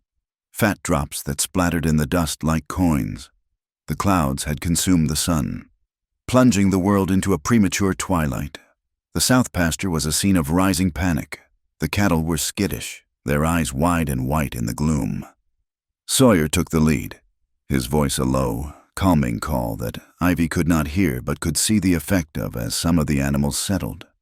She took the flank, her mare a nimble shadow, guiding the stragglers and keeping the herd together. It was slow, difficult work. The rain came harder, turning the dusty ground into a slick, greasy mud that pulled at the horses' hooves. The world narrowed to the heaving, dark shapes of the cattle and the steady, broad-shouldered form of Sawyer riding ahead of them. Then the sky tore open. A bolt of lightning, stark and brilliant, forked across the ridge, and for a single, silent heartbeat, the entire valley was illuminated in a flash of white. In that instant, Ivy saw it. A massive surge of water, brown and churning with debris, was sweeping down the narrow channel of the Kestrel Run. This was not a natural flood. It was too sudden, too violent. It was a wall of water, a deliberate release. The vibration that followed the flash was immense, a physical blow that shuddered through the ground, up through her horse and into her chest. The thunder was not a sound, it was a concussion. The herd panicked. They broke, scattering in every direction, their terror absolute. Sawyer Ivy's voice was a ragged whisper. Lost in the roar she couldn't hear. She spurred her horse, racing to his side. She pointed frantically toward the flood. her other hand making a sharp, slicing gesture. Cut off. He had seen it too. His face was a mask of cold fury. He understood instantly. Tallow. This was Tallow's doing. A temporary dam somewhere upstream, breached to send a flash flood down the creek bed. Timed with the storm to seem like an act of God. It was meant to break his fences and scatter his herd a costly, cruel blow before the final legal one. Another flash of lightning, another bone-jarring shockwave of thunder, and with it, another surge of water, even higher than the first. It was being released in waves, amid the chaos. Ivy's mind went strangely calm. She felt the vibrations. The first thunderclap had been a single, massive jolt. The second was preceded by a fainter, quicker tremor, the shock of the dam gates being opened, traveling through the bedrock just seconds before the thunder and the water. She could feel the rhythm of the attack. She grabbed Sawyer's arm, her grip iron. She pointed to a narrow ravine high on the valley wall, a rocky cleft that would be well above the flood line. There she signed, her hand a sharp, decisive shape. He nodded, understanding. He began to ride, pushing the terrified animals toward the high ground. Ivy fell back, watching the sky. Her senses tuned not to the air, but to the earth. She felt the pre-shock, the faint, telltale tremble. She held up her hand, fingers spread. 5, 4, 3, 2, 1. As her thumb closed into her fist, the sky flashed again, and a third wave of water surged down the creek. They were just clear of its path. She had found the pattern. She became his eyes and his ears, translating the language of the earth into a silent, desperate countdown. She would feel the tremor, give the signal, and he would drive the cattle harder, moving them through the flashes of light and the shaking ground, always one step ahead of the next surge. They fought for every animal, a two-person army against the storm and the malice of men. Finally, the last of the herd was scrambling up the muddy slope into the safety of the ravine. They were soaked, shivering, but they were safe. As Sawyer closed the rope gate on the ravine, a section of the old grain shed nearby, weakened by the relentless rain, gave way. A large portion of the back wall collapsed with a tearing groan of rotten timber, a sound they felt more than heard. Sawyer's head snapped around. His face went pale in the strobe-like lightning. The box, he mouthed, the word a stark shape of horror. The leather satchel containing all their evidence, the old deeds, Ivy's drawings, the tax ledgers was inside that shed. Without a second thought, he spurred his horse toward the ruined structure. No Ivy raced after him, grabbing his slicker. He was a solid, immovable force. I have to. Ivy, he yelled, his face inches from hers, speaking slowly and clearly so she could read his lips even in the chaos.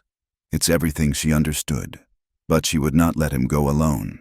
She dismounted, her mind racing. She uncoiled the rope from her own saddle, working quickly, her fingers sure and steady despite the cold. She looped one end around his waist, tying a knot that would not slip. She held the other end of the rope, wrapping it twice around her saddle horn. She looked at him, her eyes fierce. She tugged the rope twice. A short, sharp pull. Go! Then she held up 3 fingers. 3 tugs. You come back, or I'm coming in. He stared at her for a half-second, a look of fierce, stunned admiration on his face. He nodded, then dismounted and scrambled through the gaping hole in the shed wall, disappearing into the darkness. The rope played out, a thin, tense line connecting them through the storm. She counted the seconds, her heart a frantic drum against her ribs. The rain fell in a solid, deafening sheet. The world was water and darkness. She felt a tug on the line. 1, 2, 3, come back. She pulled, using her horse's weight as an anchor, hauling on the rope with all her strength. A moment later, his shape appeared in the opening, a dark silhouette against the even darker interior. He was clutching the precious leather satchel to his chest. He was halfway out when another section of the roof gave way. A cascade of timber and sod crashing down, blocking the opening. He was trapped. She abandoned the rope and scrambled toward him, her boots sinking in the mud. There was a smaller opening, a broken window frame, barely large enough to crawl through. He was already there, pushing the satchel out to her. "Go," he mouthed, pushing her back. "Get clear." But she wouldn't leave him. She helped him squeeze through the frame, pulling him as he pushed, the wood splintering around them. They stumbled back into the mud just as the main roof beam groaned, sagged, and collapsed, sending the rest of the shed's roof crashing down. They were alive. They were outside, and they were trapped between the collapsed shed and the raging floodwater. The only shelter was a small, dry corner of the ruined structure, a section of the stable where the roof, miraculously, had held. He grabbed her hand and pulled her toward it, and they huddled inside, shivering, the storm raging around them. The space was small, barely big enough for 2 people. It smelled of dry hay and horses. The rain on the tin roof above them was a relentless, percussive drumming, like 1,000 tiny needles striking the metal. It was a cocoon of noise, sealing them off from the rest of the world. They stood for a moment, catching their breath, the adrenaline slowly beginning to recede. Sawyer was a solid presence of warmth in the cold, damp air. He took off his slicker and draped it around her shoulders, then pulled her close, trying to shield her with his own body. He was shivering too. He took the duster she was still wearing and pulled it around them both, creating a small tent of relative warmth. They stood pressed together, forehead against forehead, the intimacy born of shared crisis. His breath was warm on her face, a stark contrast to the chill of the storm. The world shrank to this small, dark space, the drumming rain, the scent of wet canvas and hay, the feeling of his heart beating a steady, strong rhythm against her own. He leaned back just enough so she could see his face in the gloom. He spoke, his voice a low vibration that traveled from his chest to hers, his lips forming the words with infinite care. "If we make it through this." "Ivy," he began, his gaze holding hers, intense and unwavering. "We choose us, not because of what happened in the church, not out of pity. We choose." It was not a question. It was a declaration, a clarification of the word he had written on the slate partnership. He was wiping the slate clean of its origins, offering her a beginning that was entirely their own, forged not in humiliation, but in this fire, in this flood. The choice was now hers. She looked at him, at the sincerity etched into the lines around his eyes, at the truth that shone from them. He was offering her everything, an equal, a partner, a choice. She raised a hand, her fingers cold but steady, and gently laid them against his lips, silencing him. Her own lips formed the words, a silent answer that was louder than the storm. "I choose now." His eyes widened slightly. He drew a sharp breath, and then she leaned in and kissed him. It was not a kiss of desperation or fear. It was a kiss of profound and certain choice. It was slow and deep and full of the unsaid words that had passed between them for weeks. Her hand slid from his lips to his cheek, her thumb stroking the rough stubble of his jaw. His own hand came up, cradling the back of her head, his fingers tangling in her damp hair. It was a kiss of respect, of discovery, of 2 solitudes meeting in the heart of a storm. The drumming of the rain on the roof faded into a distant rhythm as the world dissolved, leaving only the warmth, the touch, the taste of this single, irrefutable moment. The light outside the small shelter was gray and soft when they awoke. The storm had passed. The drumming on the roof had been replaced by the gentle dripping of water from the eaves. They were stiff, cold, and huddled together under the heavy canvas coats. They emerged into a world washed clean. The sky was a pale, cloud-strewn blue. The air smelled of wet earth and pine. The cattle were safe, milling about in the ravine, their heads down as they grazed on the damp grass. The shed was a ruin, a heap of splintered timber and sodden grain. But in the corner, where they had left it, sat the leather satchel. Ivy picked it up. She had wrapped the box of evidence in a sheet of waxed canvas before they'd left the ranch. A simple, practical precaution. She opened the satchel. The canvas was damp, but the box inside, and the precious papers it held, were perfectly dry.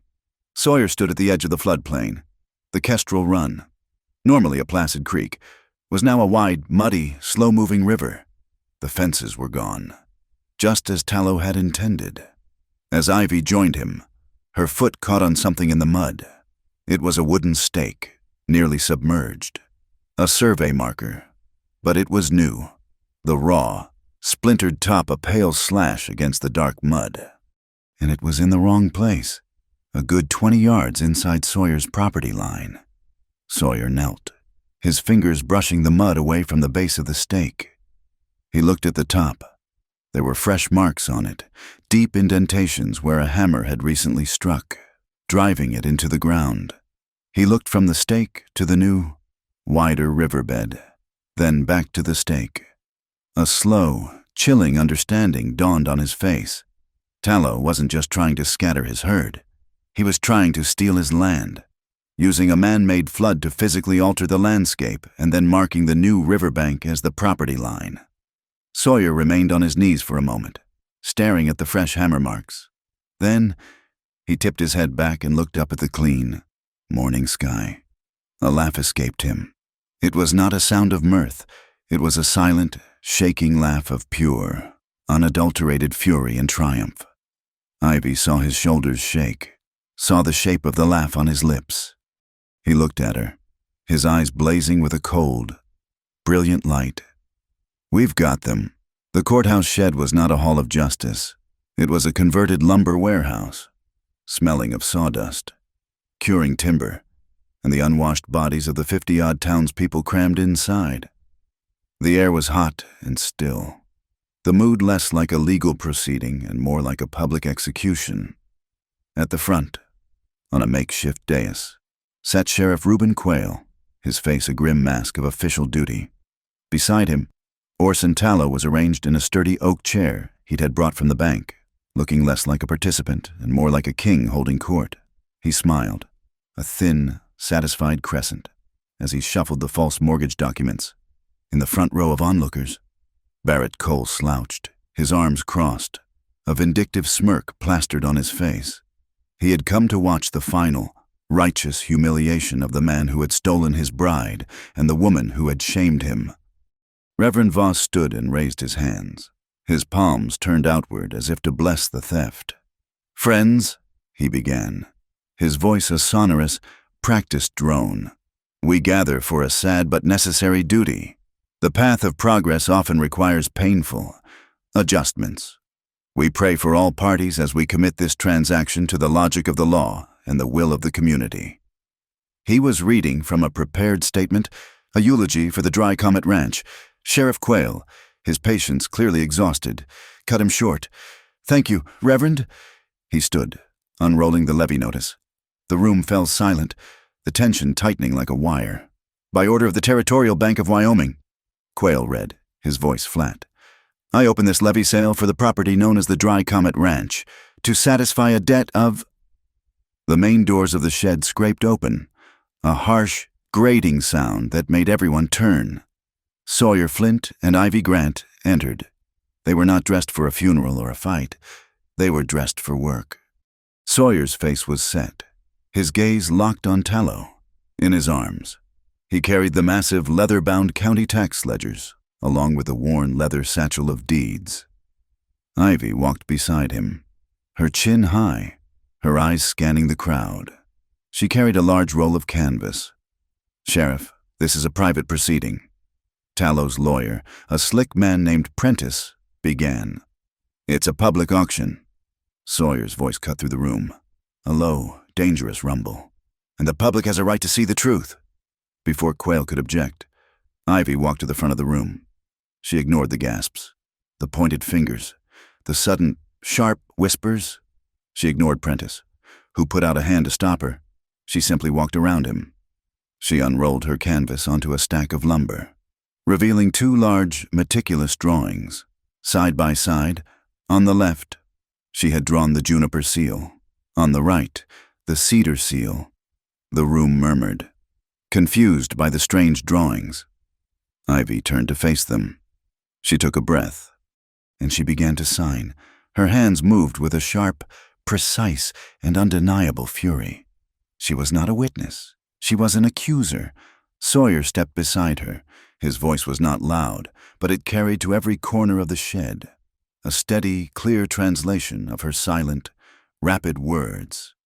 "You came here today to watch a man's life be sold," he translated. Ivy's hand sliced through the air. "You were told it was the law. You were told by that man." Her fingers snapped out, pointing at Voss, who flinched. "That it was progress. You have all been lied to." A gasp rippled through the crowd. Barrett Cole laughed, a short, barking sound. "This is a joke, a deaf-mute circus." Ivy's gaze locked on him, her eyes so cold it silenced him. She pointed to her drawing of the juniper branch. "This," Sawyer's voice continued, "is the seal of Juniper Bluff. It is on every true document in this county. It is the mark of our town. It is a juniper." He heaved the heavy ledger onto the table with a thud that shook the platform. He opened it to a page from 1870, pointing to the faded, embossed seal. "It is on the tax record from 10 years ago." He flipped the page. "And 15 years ago." He brought out an old deed from the satchel. "And on the bill of sale for the mercantile you're standing in." Ivy then pointed, her finger stabbing at the second drawing. "The cedar." "This," Sawyer translated, his voice dropping, "is the seal on the note Orson Tallow is holding. This is the seal he told Sheriff Quayle was the new territorial stamp. This is not a juniper. This is a cedar. It is the mark of a forgery." The room was silent. The townspeople stared, their eyes wide, moving from the chart to Tallow's face. "That's not all," Sawyer said, as Ivy's hands continued their relentless testimony. She pointed to the center of the juniper drawing, where she had sketched a small clock face with a line tilted just past the 12. "A man's hand has a habit, a memory." Sawyer said, "For 20 years, the county clerk stamped every document with a 5-degree tilt to the right. It is on every real deed in this box. A habit, a truth." She then moved to the cedar, pointing to its 7-degree tilt. "This forgery has a tilt, too, but it's a different habit. It is tilted 7 degrees, the habit of a different hand. The hand of a thief." The shed exploded. Men stood up, yelling, "Is this true? Let us see the note." Tallow, Orson Tallow, who had been watching with a detached amusement, slowly rose. His smile was gone, replaced by a cold, reptilian stillness. "Sheriff Quayle," Tallow said, his voice slicing through the noise, "this has gone on long enough. This is a pathetic theatrical distraction. I cite Territorial Ordinance 7, Section 4. Testimony regarding the authenticity of legal documents must be given by a sworn officer of the court or a registered appraiser. This person," he said the word with a deliberate, venomous emphasis, gesturing to Ivy, "is neither. Her testimony is inadmissible. She cannot be sworn. She has no voice." The crowd quieted, their anger deflating into confusion. Tallow was right. It was the law. A loophole. Ivy's evidence was useless. Sheriff Quayle looked pained. "Mr. Flint, he's right. I can't accept this as evidence. I have to proceed with the sale." Ivy watched Tallow's lips form the word inadmissible. She saw the triumphant, cruel glint in his eye. She saw him look at Barrett and give a small, subtle nod. She did not falter. She stared at Orson Tallow, a predator sizing up its prey. She turned to the small slate she had brought and, with a piece of chalk, wrote 3 words in letters so large and clear they seemed to shout, "Prove the seal." She held the slate high. The shed was so quiet. The scratch of the chalk had been audible. Tallow frowned. "What is this nonsense?" Sawyer's lips curled into the faintest hint of a smile. "She says, prove the seal. Mr. Tallow, if that cedar stamp is the new, legal, registered seal of this county, as you told the sheriff, you must have it, the official stamp." He paused, letting the words sink in. "Show us, Orson. Stamp the book. Let us all see the mark it makes. Prove your own lie." It was a perfect, brilliant trap. Tallow froze. His gaze flickered to his lawyer, Prentice. He could not admit the stamp was a forgery he kept in his desk. But Prentice, believing his own legal argument about Ordinance 7 was enough, had brought the tool as a sign of his authority. in a fatal moment of panicked legal theater. Prentice reached into his satchel and produced the stamp, a heavy brass handle. A new cedar die. Tallow's face went pale. He had been outmaneuvered. "Well," Sawyer's voice was a low growl. "The town is waiting. This is absurd." Tallow protested, but the crowd was no longer on his side. "Stamp it, Tallow," someone yelled. "Or are you a coward as well as a thief?" "Sheriff," Tallow pleaded. Quayle just pointed to the ledger. "Stamp the book, Mr. Tallow, or I'll place you under arrest for impeding a public auction." Trapped. Tallow took the stamp. His hand, usually so steady, was visibly shaking. He inked the pad. He raised the stamp, his eyes darting like a cornered animal. He tried to hold it straight, to beat the accusation, but a habit, ingrained by months of forging documents, is a powerful thing. He brought the stamp down. Thud. His hand, his own hand, had betrayed him. It had tilted. The room held its breath. Ivy stepped forward. She did not need to. From 5 feet away, she could see it. She placed her magnifying glass on the wet ink, a gesture of pure, cold finality. She looked at the 7-degree tilt. She looked at the flat, lifeless needles of the cedar. She turned to the crowd, held up her glass, and simply nodded. That was when Barrett Cole snapped. With a roar of pure, spoiled rage, he lunged forward, not at Sawyer, but at Ivy. "You witch!" he screamed, his hands reaching for her chart, to tear the evidence of his humiliation to shreds. He never touched her. Sawyer moved like a striking snake. He didn't punch. He simply stepped in front of Ivy, his arm a rigid bar of iron, and met Barrett's charge. Barrett hit him, bounced back as if he'd run into a wall, and stumbled to the floor. "Sheriff," Sawyer barked, not even looking at the man on the ground. "Are you going to let this man assault my wife?" That was the final straw for Quayle.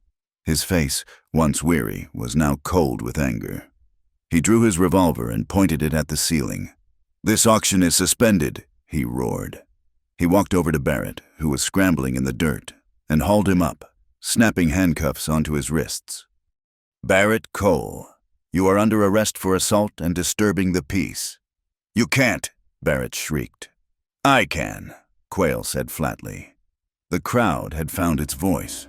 The murmurs were now a single, angry shout, directed at Tallow. They were pointing, yelling, "Thief! Liar! Where's our money? Tallow!" For the first time, the town of Juniper Bluff was listening with its eyes. "Order!" a new voice boomed from the back. A tall, broad-shouldered man in a circuit judge's suit stepped forward, the crowd parting for him. He had been in town on other business and had come to watch the spectacle. "Sheriff Quayle, I am Judge Elias Thorne. I am placing a formal, judicial injunction on this sale. All documents, ledgers, and that stamp are to be seized as evidence. Mr. Tallow, Mr. Prentice, and Reverend Voss, you will not leave this town. A full grand jury investigation will be convened. This farce is over." The heist was a success. Tallow's face was ashen, his composure shattered. Voss looked like he was about to faint. Prentice was frantically stuffing papers into his bag. Sawyer turned to Ivy. He didn't touch her. Not yet. He just looked at her, his eyes filled with a raw, profound admiration that was more intimate than any touch. He picked up her chart. She gathered the slate. Together, they walked down the center aisle. The crowd, which had shunned them, now moved aside, their faces a mixture of awe, shame, and respect. They stepped out of the dark, hot shed, and into the gray light of the courtyard. A light, misty rain had begun to fall, washing the dust from the air. It was quiet. The only sound, the muffled shouts from the shed as Quayle restored order. Sawyer stopped and looked at Ivy, the rain beating on his hat. He took her hand, the one that had held the chalk, and laced his fingers through hers. His grip was strong, a promise. He raised his other hand and signed, slowly, "We fight fair." Then he spoke, his lips forming the words she now knew better than her own name. "We fight together." She squeezed his hand, a silent, powerful answer. The first battle was won. News of the suspended auction spread through the high plains faster than a prairie fire. The story of the courthouse heist, as it came to be known, was told and retold, each telling burnishing the legend, the town of Juniper Bluff. So recently a unified front of suspicion and mockery was now a fractured, shame-faced community. They had been led by the nose by Tallow and Voss, and it had taken the very person they had dismissed the silent bride to force their eyes open. The first visitors to the Dry Comet Ranch came 3 days later. It was not a lynch mob, nor was it a welcoming committee. It was 2 small children, the Miller boys, whose curiosity had overcome their parents' warnings. They were followed by Mrs. Henderson, a woman in her late 60s who had lost most of her hearing to a scarlet fever epidemic a decade prior. She had sat in the back of the shed, and, for the first time, she had understood every word of a public proceeding simply by watching Ivy's hands. They found Ivy and Sawyer mending the fence line Tallow's flood had destroyed. The visitors stood at a distance, hesitant. Ivy, seeing them, set down her tools and walked over, wiping the sweat from her brow. Mrs. Henderson fumbled in her apron pocket, producing a small, worn piece of slate. She had brought her own. She wrote, "Can you teach me the pictures?" Ivy looked at the old woman's hopeful, wrinkled face. She looked at the 2 boys, who were staring at her, their eyes wide with a mixture of fear and awe. Ivy smiled. She nodded. She led them back to the ranch house, to the small, sunlit room that had been her sewing closet. It was here, with a new purpose, that the Quiet School was born. The name was her own, written on a clean piece of slate and propped against the wall. Sawyer, seeing what was happening, understood immediately. This was not his fight, it was his support. For the next week, the sharp, rhythmic thud of his hammer and the rasp of his saw could be felt through the ranch house floor. He worked with a quiet, focused energy. He was not just building a school, he was building a new foundation for the town. He built 2 long, low benches from clean pine, sanding them smooth so they wouldn't catch on the children's clothes. He built a small, sturdy desk for Ivy, and a larger table for his ledgers and her charts. He even hung simple, flour sack curtains over the window, a simple act that softened the light, turning the practical workspace into a place of welcome. The school grew. The Miller boys, fascinated by the secret language, began to learn the alphabet. Mrs. Henderson, her gnarled fingers struggling, patiently learned the signs for water, bread, and good morning. She wept the first time she was able to have a silent, 2-minute conversation with Ivy about the weather. The change rippled outward from the ranch. It was practical, not sentimental. Jebediah Smith, the town blacksmith, a man of few words in any language, was the first to adopt the new method. He had often been frustrated by customers trying to describe a complex, broken piece of machinery. He went to Sawyer, not Ivy, and in a gruff exchange, learned the signs for axle, brace, and weld. A week later, a new board appeared outside his forge, not with prices, but with simple, clear drawings of his most common repairs, a visual language for all to understand. At the Sage Row Mercantile, Mr. Abernathy, his face still red with the memory of his shame, hung a small, neatly lettered sign by the door. Hand sign friendly. We will learn. It was an apology and a promise. The most significant visitor came on a Tuesday. Sheriff Reuben Quayle rode up alone, the vibration of his single horse's gait steady and deliberate. He dismounted, removing his hat as he approached the porch where Ivy was reading. He was not a man who was comfortable with vulnerability. He stood for a moment, rolling the brim of his hat in his hands, a gesture of profound unease. He cleared his throat. Then, realizing the futility of the gesture, he pointed to the open door of the Quiet School. Ivy nodded, and he followed her in. He did not sit on the children's benches. He stood, his large frame seeming to fill the small room. He looked at Ivy, his gaze direct and filled with a deep, weary respect. He held up his hand, awkwardly, trying to mimic a sign he must have seen. It was a jumbled, meaningless gesture. Ivy gently, respectfully corrected him, showing him the flat palm, moved forward. Stop. He copied it. Stop. She then showed him the sign for witness. 2 fingers pointed from her eyes, outward. He copied it. Witness. Finally. She took his hand and showed him how to sign truth. A single finger drawn straight down from the lips. He practiced it. Truth. He looked at his own large, calloused hand, now capable of speaking the 3 most important words of his profession, a language he had been deaf to his entire life. He nodded, a gesture of profound gratitude. He put his hat back on, his face set, and said, his lips forming the words clearly for her, "Thank you, ma'am." He left, a man who had just been given a new, vital tool for his trade. The next day, Ivy and Sawyer worked side by side in the yard, not far from the porch. They were not mending or building. They were planting. Sawyer had ridden out to the high country and returned with 6 small, hardy juniper saplings, their root balls wrapped in burlap. Together, they dug the holes. The work was quiet, shared, and rhythmic. The thud of the pickaxe, the scrape of the shovel. It was a conversation. Ivy positioned the first tree, holding it straight while Sawyer packed the rich, dark earth around its base. They were planting a garden of truth, a living reminder to the entire town. They were replacing the symbol of deceit, the false cedar, with the symbol of their resilience. They were, quite literally, putting down roots. This was their land, their home, and they would grow here. That evening, the exhaustion was a sweet, shared ache. They sat on the long porch, the heat of the day finally bleeding into a cool, star-filled twilight. A single oil lamp burned on the small table between them, casting a warm, golden glow. 2 mugs of tea steamed in the cool air. Sawyer was reading a livestock gazette.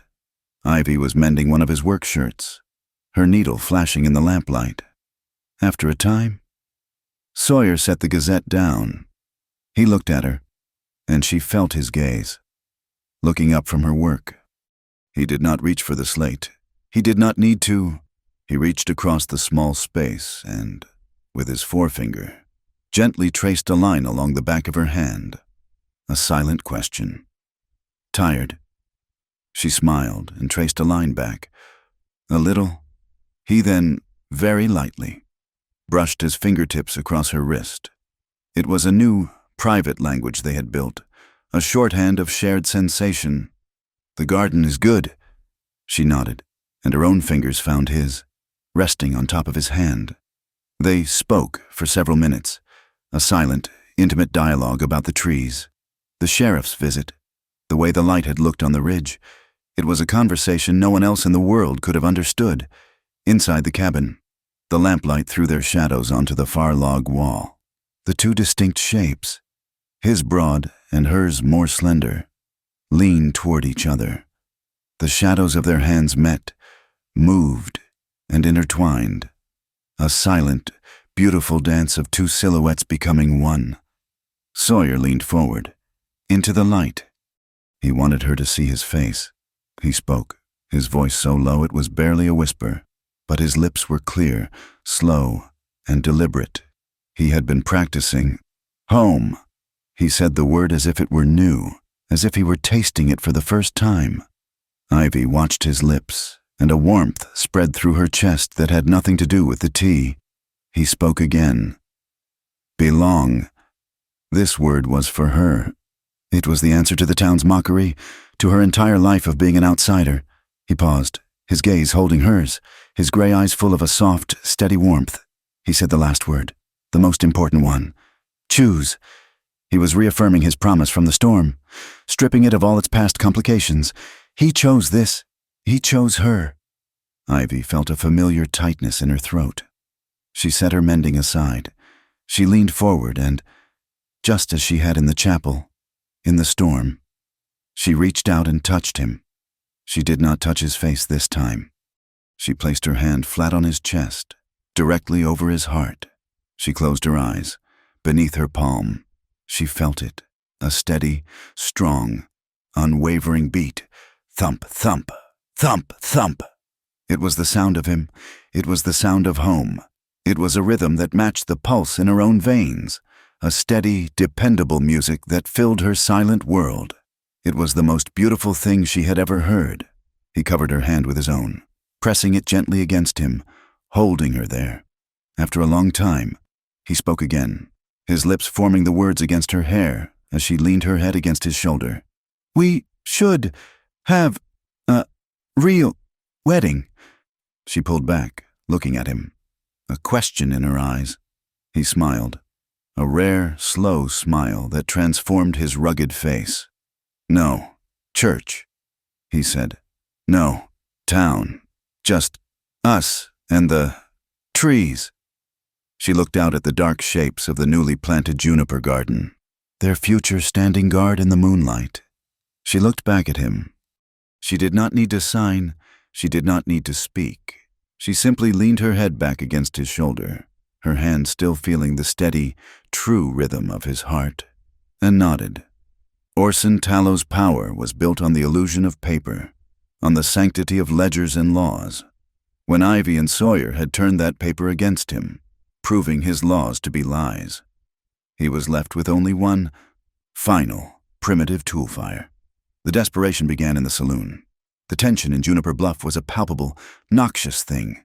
The town was divided, ashamed and angry. Tallow, Prentice, and Voss were pariahs, under a judge's order not to leave, but the grand jury had yet to be convened. It was a purgatory of whispered accusations and brittle alliances. Barrett Cole, however, was not built for purgatory. He was a creature of impulse and ego, and both had been shattered. Out on bail for his assault in the shed, he had retreated to the one place that offered solace, the bottom of a whiskey bottle. Ivy and Sawyer were in that same saloon, seated in a dark corner, eating a quiet supper. They were not there for the food. They were there to watch. The town, having learned to watch Ivy, now watched her in return. But Ivy was watching Barrett. He was drunk, his words loud and slurring, his gestures grandiose. He was complaining to two ranch hands who were only interested in the free drinks his self-pity was buying them. He told me it was for progress," Barrett slurred, slamming his glass on the table. The vibration cut across the floor to Ivy's feet. "That old goat Voss. Think he did it for a new steeple, huh?" Ivy's hand froze, her fork halfway to her plate. She looked at Sawyer. His eyes were already fixed on Barrett, his focus absolute. 10%, Barrett suddenly roared, his voice cracking. He held up 10 shaking fingers. That's what he got. Tallow promised him 10% of the whole damn railroad. A 10% stake just to read that sermon about sacrifice, and I got nothing. I got nothing but shame. The saloon went quiet. Ivy's hand, hidden beneath the table, found the small charcoal pencil she always carried. She began to write, not on a slate, but on the underside of the rough-hewn table, her movements small, quick, and certain. She was recording the motive. The final link: Voss, 10%, railroad, sacrifice sermon. Silas Croft, the tavern keeper, was polishing a glass. He was a quiet man with a shock of gray hair and one clouded-over eye. A logging accident years ago had taken most of the hearing on his right side, and as a result, he had become, like Ivy, an astute observer of men. He had been watching Ivy, Sawyer, and Barrett for the last 10 minutes. His good ear turned toward the drunken man. He saw Ivy writing.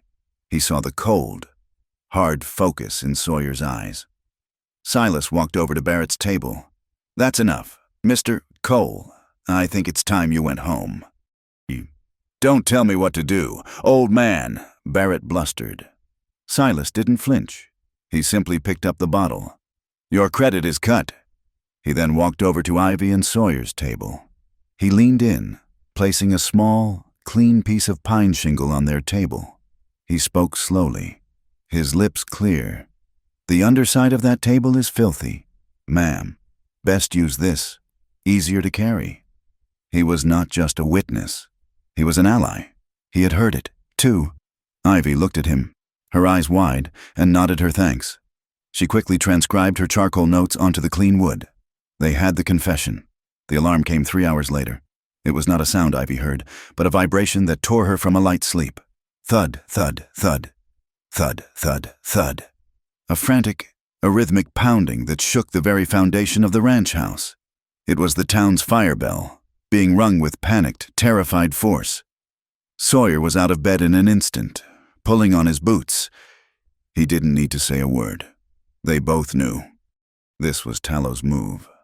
By the time they reached town, the sky was a flickering, hellish orange. The county records office was a cauldron of flame, the dry seasoned timber of the 50-year-old building catching like tinder. The fire wasn't just burning. It was roaring, a living, hungry thing, casting demonic, dancing shadows across the faces of the panicked townspeople. The heat was a physical blow, striking them 100 feet away. Men shouted, their mouths wide, terrified oaths in the firelight. A disorganized bucket brigade had formed, but they were throwing their water uselessly at the base of the inferno, doing nothing to stop the spread. "It's lost," Sheriff Quayle yelled, his face black with soot. "The whole thing is lost." But Ivy was not watching the fire. She was watching the crowd. She saw two men, strangers she recognized from the saloon with Tallow, moving among the volunteers. They were not panicked. They were calm. They were directing the chaos, subtly steering the men with buckets away from the north wall of the building. One of the strangers turned to the other, yelling over the din. Ivy caught his lips. "Let the north wall go. It's already catching. Save the sheriff's office next door." It was a lie. The north wall was the last to catch, but it was the most important. It was where the archives were, where the old leather-bound ledgers were stored. It was a targeted, surgical strike.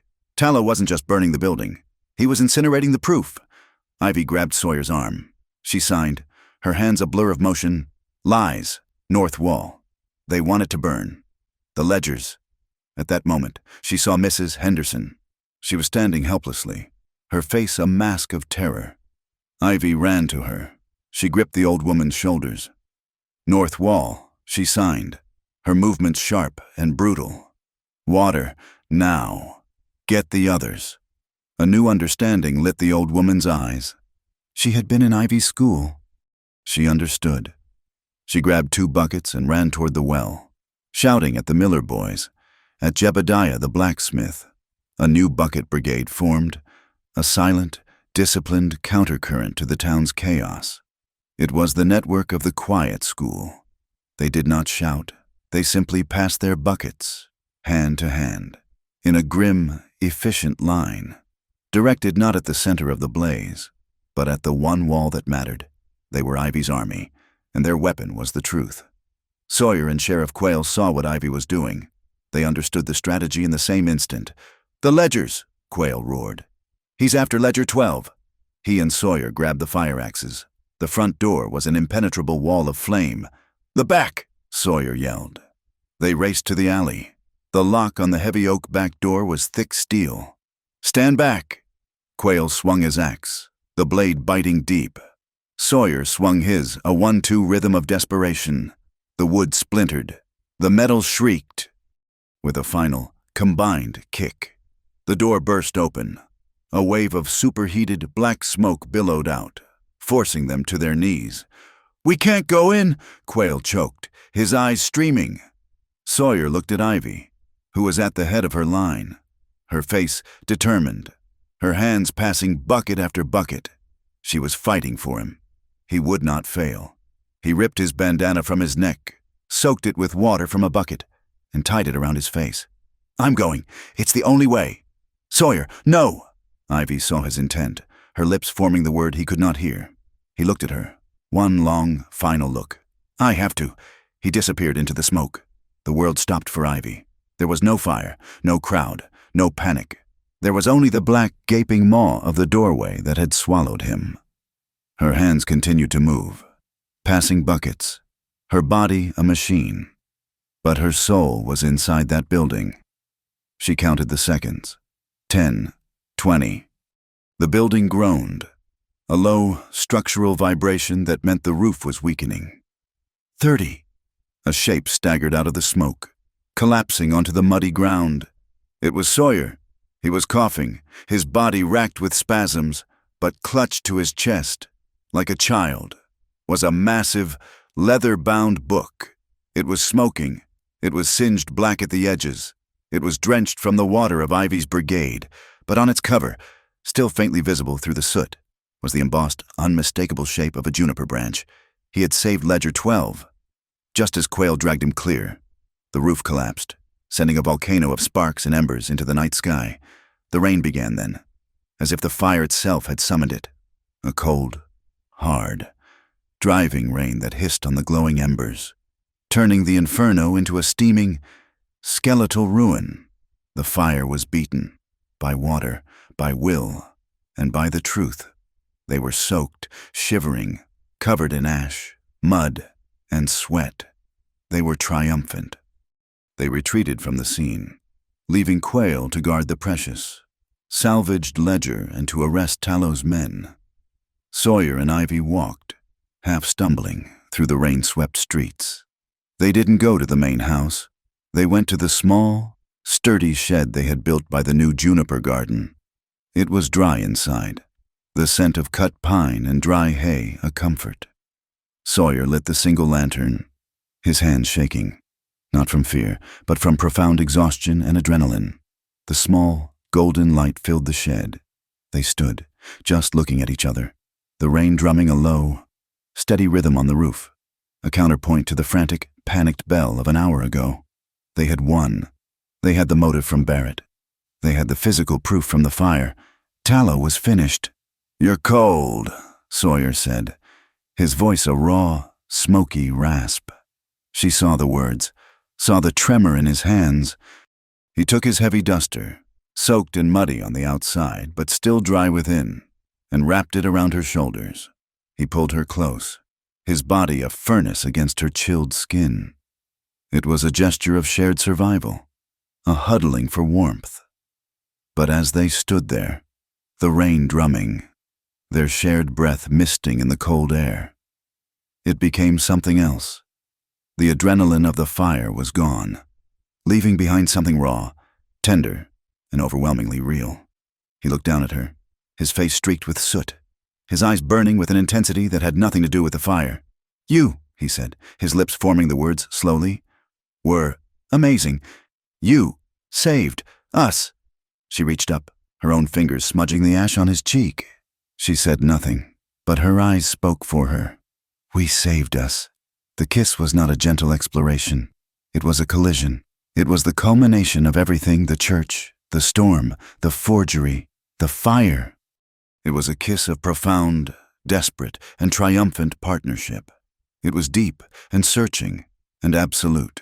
His hands, rough and calloused, found her waist, pulling her flush against him, her hands tangled in his wet hair, holding him as if he were the one anchor in the world.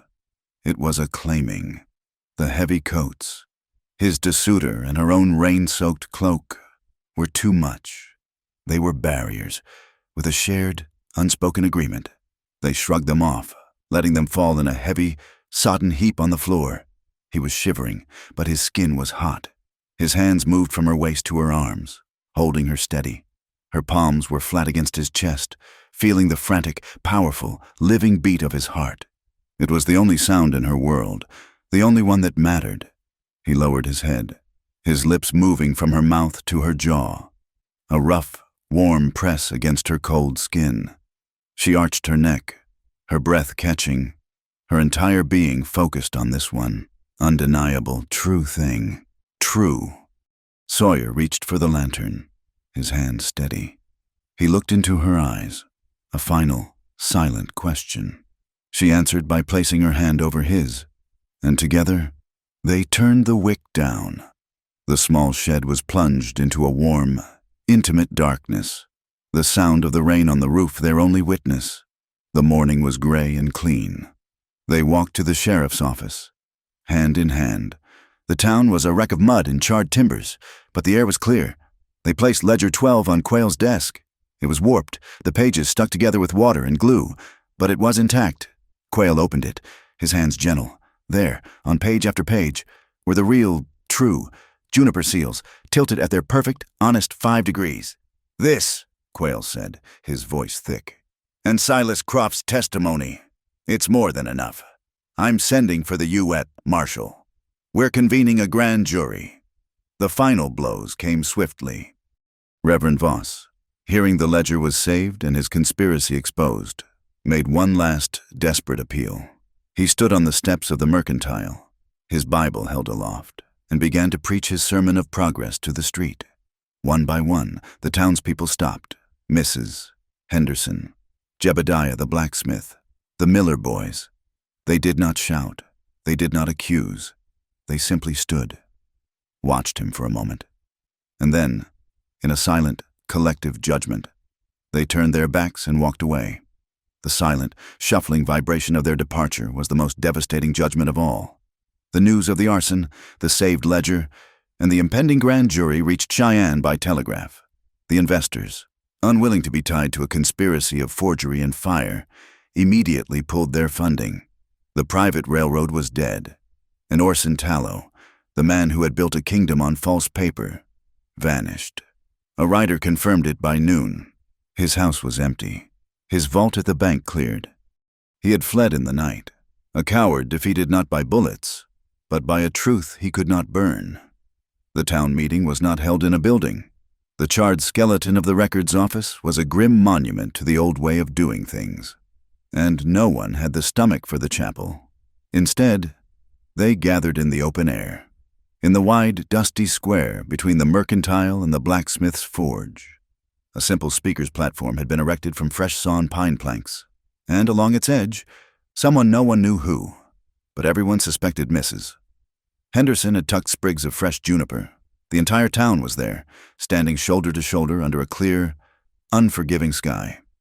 They were not a mob, hungry for a spectacle. They were a congregation, sober and waiting for a sermon they knew they deserved. Sheriff Reuben Quayle stood first, the salvaged Ledger 12 resting on the lectern beside him. His voice was not loud, but it was steady, the voice of a law that had finally found its footing. "By the authority of the Circuit Court of Wyoming Territory," he began, "indictments have been filed against Orson Tallow in absentia for the crimes of fraud, conspiracy, and arson." A low, angry murmur rippled through the crowd. "An indictment has been filed against Reverend Alden Voss for conspiracy to commit fraud and bribery." Voss, standing near the platform under the guard of a deputy, sagged as if his bones had turned to water. His face was gray, the picture of a man hollowed out from the inside. "An indictment has been filed against Barrett Cole for complicity in assault." Barrett, cuffed and standing beside Voss, simply stared at the ground, his handsome face a ruin of shame and sullen anger. Quayle paused, letting the weight of the official words settle. "These are the facts of the law, but there is a truth that needs to be spoken to the heart of this town, and it is not my truth to speak." He stepped back and looked toward Sawyer and Ivy. Sawyer nodded once, then looked at Ivy. Ready, his eyes asked. She took a breath and nodded back, her expression calm and resolute. She walked onto the platform alone. She carried no slate, no chart, no notes. Her hands were empty. She wore a simple blue dress, the color of the faded book Sawyer had given her. She did not approach the lectern. She stood in the center of the stage, a single, silent figure against the vast backdrop of the plains. Behind her, in the first few rows of the crowd, stood her students, the Miller boys, Mrs. Henderson, Jebediah the blacksmith, Silas Croft the tavern keeper, and a dozen others. Their hands were also empty, and they were ready. Ivy raised her own hands into the clear, bright air. The crowd fell utterly silent. Every eye was on her. She began to sign. Her movements were not the frantic, desperate gestures of the fire. They were fluid, powerful, and articulate. Each sign was a word, each phrase a sentence, each pause a moment for breath. Sawyer stepped to the edge of the platform, not to stand over her, but to stand beside her, his voice the vessel for her words. "You have known me my whole life," he translated, his voice deep, slow, and imbued with a profound respect. "But you have never known me. You called my world silent." Ivy's hands swept out, encompassing the crowd, You were wrong. My world was never silent. You were just deaf to its language. A wave of shame was visible on the faces of the onlookers. They flinched, not from an accusation, but from a truth they could not deny. You listened to the words of powerful men. Her hands continued, sharp and precise. You heard the sermon of progress and the whispers of pity. You let those sounds fill your ears, and you did not use your eyes. She tapped 2 fingers to her own eyes, then pointed them at the crowd, an indictment and an invitation. Today, the truth will not be heard. It will be seen. She paused, letting the weight of the statement settle. Then she turned and pointed to the singed, water-warped book on the lectern. Sheriff Quayle understood. He lifted the heavy ledger, his movements careful, almost reverent. He opened it to a page from the middle, a page miraculously spared the worst of the damage. He held it up for the crowd to see. There, on the brittle, yellowed paper, was the faint, embossed image of the town's soul. This is Ledger 12, Sawyer translated, though no translation was needed. This is the book your town was built on. Look at it. Ivy's hands formed the sign for look, a gesture of command. Look at the real seal, the juniper, the tree that does not break in the winter wind, the truth that does not burn in the fire. The image was undeniable. The simple, prickly branch, the 3 small berries. It was as familiar as their own faces, a truth they had forgotten to see. From the side of the platform, a strangled cry erupted. It was a test from God. It was Voss, his face contorted, his voice a pathetic, reedy shriek. He was testing our faith, testing our willingness to sacrifice for a greater... He was cut off. Not by the sheriff, not by a shout from the crowd. He was silenced by the crowd itself. Mrs. Henderson, her face set like stone, raised her hand, palm out, and swept it across her body in a sharp, dismissive gesture. The sign for no... Enough. One by one, then in a flood. The members of the quiet school did the same. The Miller boys, Jebediah, Silas Croft, then others, people who had only learned a few gestures, joined in. A rancher Ivy didn't even know, Mr. Abernathy from the Mercantile. A wave of silent, unified rejection rippled through the town square. It was a silent roar, 100 hands speaking the same truth, a glittering, flashing testament to the new language the town had learned. Voss stared, his mouth agape, utterly defeated by the silent rebellion he could not argue against. A carriage rattled into the square, pulling to a stop. Judge Elias Thorne stepped out, his presence immediately commanding the space. He had timed his arrival perfectly. He strode to the platform, taking the papers from a waiting clerk. He did not need a long speech. He was the voice of the world outside Juniper Bluff, the final, official word. By the power vested in me by this territory, he announced, his voice booming across the square. I hereby sign the order to seize all assets of the Territorial Bank of Wyoming held by Orson Tallow to repay the citizens he has defrauded. A ragged cheer went up. And I hereby sign the order officially and permanently stripping Alden Voss of his clerical authority in this territory. He is a preacher no more. The finality of it was absolute. The deputy moved to Voss, taking him by the arm. Another deputy moved to Barrett. It was time. As the deputy led him away, Barrett stopped. He looked at Ivy. His face, for the first time, was not filled with scorn or pride, but with a hollow, pathetic desperation. I'm sorry, he stammered, his lips barely forming the words. It was a weak, flimsy apology, born of fear, not remorse. I never meant... Ivy looked at him. She felt no anger. She felt no pity. She felt nothing at all. He was a ghost from a life that was no longer hers. She would not grant him the satisfaction of her rage or the comfort of her forgiveness. She would only give him the truth. She raised her hands one last time. Her signs were not for the crowd. They were for him. I choose peace without you. It was a dismissal more complete than any insult. She turned her back on him, and he was led away. A footnote in a story that was no longer about him. The square began to empty. The people talking in low, sober tones, their world irrevocably changed. Sawyer remained on the platform. He watched Ivy as she looked out over the town, at the juniper sprigs on the rail, at the clean, open sky. He walked to her. The crowd, seeing the moment, paused, giving them a respectful distance.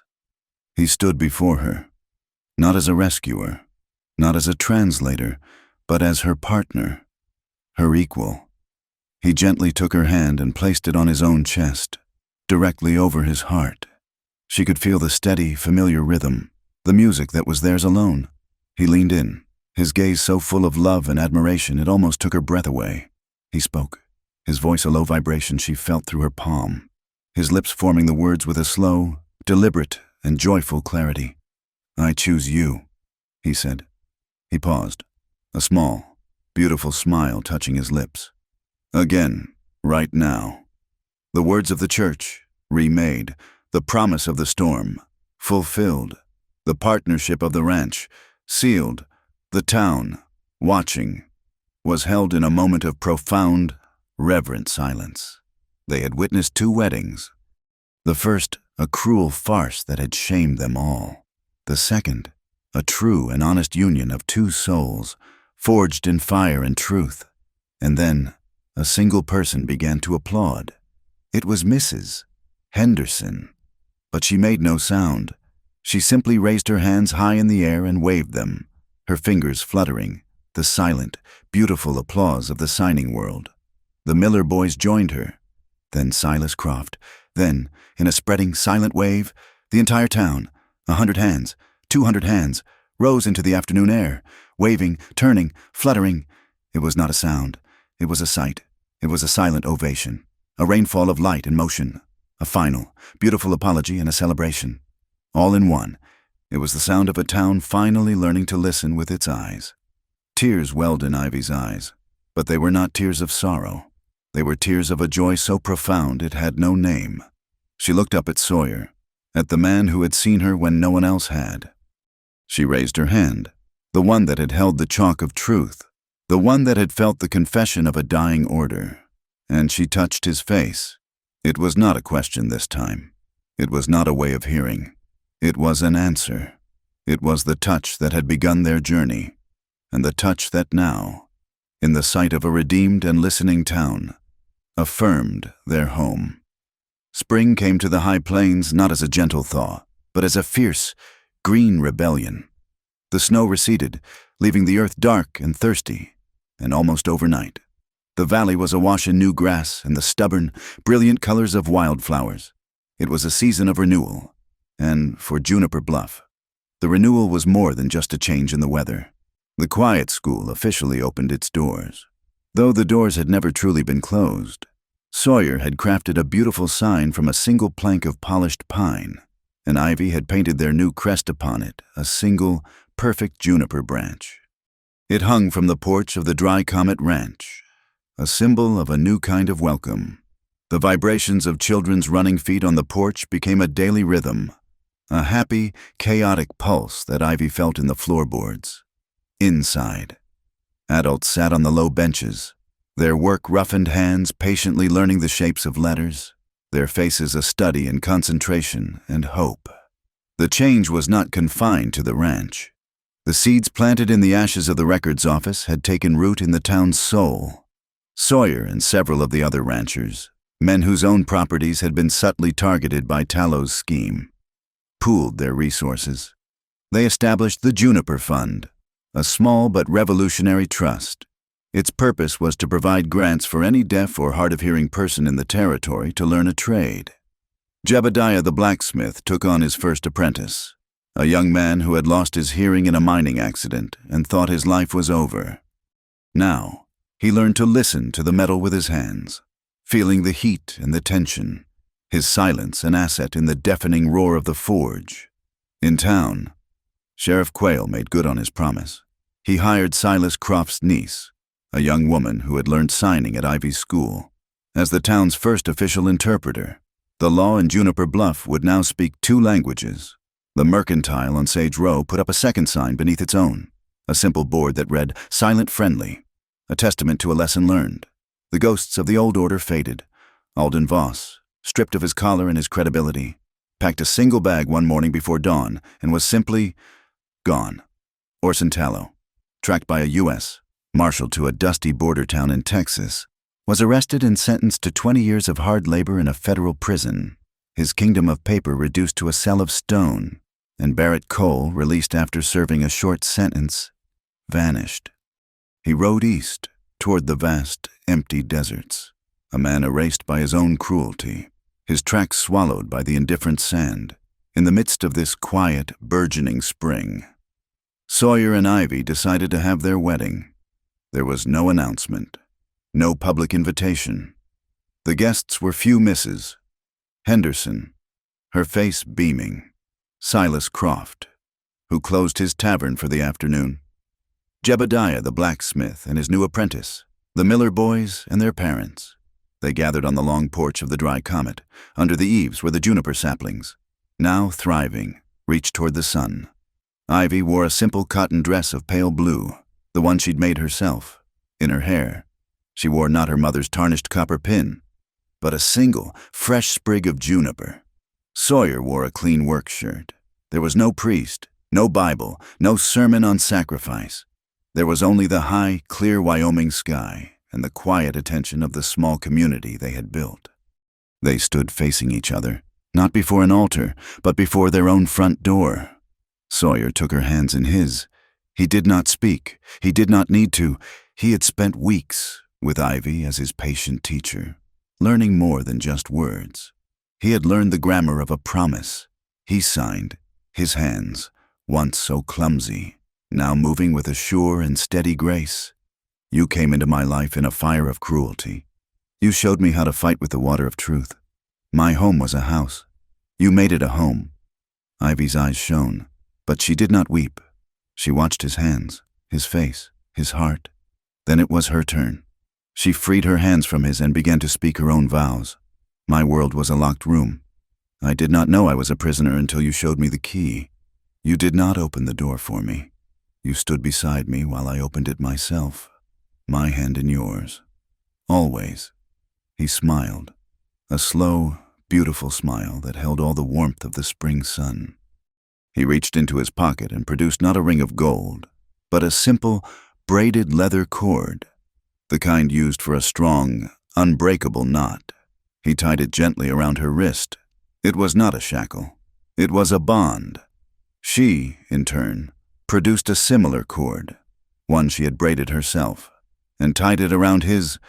Their vows were sealed not with a kiss for a crowd, but with the quiet, firm pressure of their hands, a shared, silent acknowledgement of a promise that would never be broken. That night, the ranch was quiet. The guests had long departed, leaving behind the scent of wildflower honey and the memory of gentle laughter. A soft breeze whispered through the new leaves of the juniper trees. They did not retire to separate rooms. They laid a thick woolen blanket on the floor before the cold hearth, the single lantern casting a low, intimate glow on the log walls. This was their wedding night, a beginning that was also a continuation. They lay side by side, not speaking, not even signing in the conventional sense. The air was too full, too rich for language. Instead, they began a different kind of conversation, a slow, quiet mapping of the landscape of each other. His hand found hers, his forefinger, rough and calloused, began to trace the delicate lines of her bones.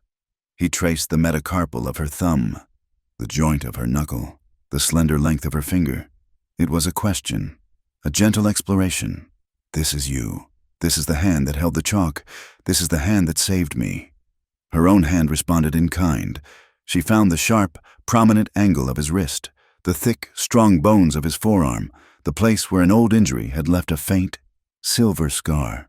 Her touch was a whisper. This is you. This is the arm that barred the door. This is the arm that held me in the storm. It was a language more intimate than a kiss, a discovery more profound than any spoken word. They talked for hours with their fingertips, a silent dialogue of bone and sinew, of scar and skin. It was sensual and slow and utterly pure, a testament to a connection that transcended the simple mechanics of the body. As the lantern flame flickered and died, and the first pale gray light of dawn began to seep through the window, they lay tangled in each other's arms, two separate souls who had, in the deep and profound quiet, finally, completely, become one. The weeks that followed settled into a peaceful, productive rhythm. One morning, Sawyer rode down to the banks of the Kestrel Run, to the place where Tallow's false survey marker had been. He pulled it from the earth and tossed it into the current. In its place, he sank a sturdy new fence post, its foundations deep in the true soil of his land. With his knife, he carved 5 words into the wood, a new motto for their home, a new law for the territory of their hearts. Home is where eyes listen. That same afternoon, Ivy sat on the porch, a small, leather-bound journal in her lap. It was a book she had kept for years, a place of silent thoughts and lonely observations. She turned to the last, empty page. She uncapped her ink bottle, dipped her pen, and in her neat, careful script, she wrote the final entry, the closing chapter of her old life and the first line of her new one. I was not saved, I was seen, and seeing became our revenge. In the distance, a new sound began to touch the edge of the valley. It was a low, rhythmic chuffing, the sound of steam and steel, the faint, far-off whistle of the Federal Railroad, the one built on honest surveys and fair contracts, making its steady, legal progress across the plains. It was not a sound of threat. It was a sound of connection, a promise that Juniper Bluff could join the world without losing itself. The dry comet would not be swallowed. It would endure. The final frame of their story was not an ending, but a perfect, sunlit moment of continuation. Ivy stood on the porch, bathed in the golden light of late afternoon, the breeze lifting a few strands of hair from the juniper sprig she still wore. The sunlight streamed through her hair, creating a halo of impossible beauty. Sawyer came up behind her, not touching her, but his presence a warm, solid certainty at her back. She looked out at the valley, at their land, at their life. She raised her hand, her fingers forming a simple, perfect sign. Still here. He raised his own hand, his shadow joining hers on the porch floor. His answer was just as simple, and it was a promise for all the seasons to come. Always. Thank you for listening to this story. I'd love to know where you're tuning in from, so please leave a comment below to say hello and share your thoughts. If you enjoyed this journey, please subscribe to my channel, Wild West Stories 1850. Give this video a like, and consider hitting the hype button to help this story reach more listeners.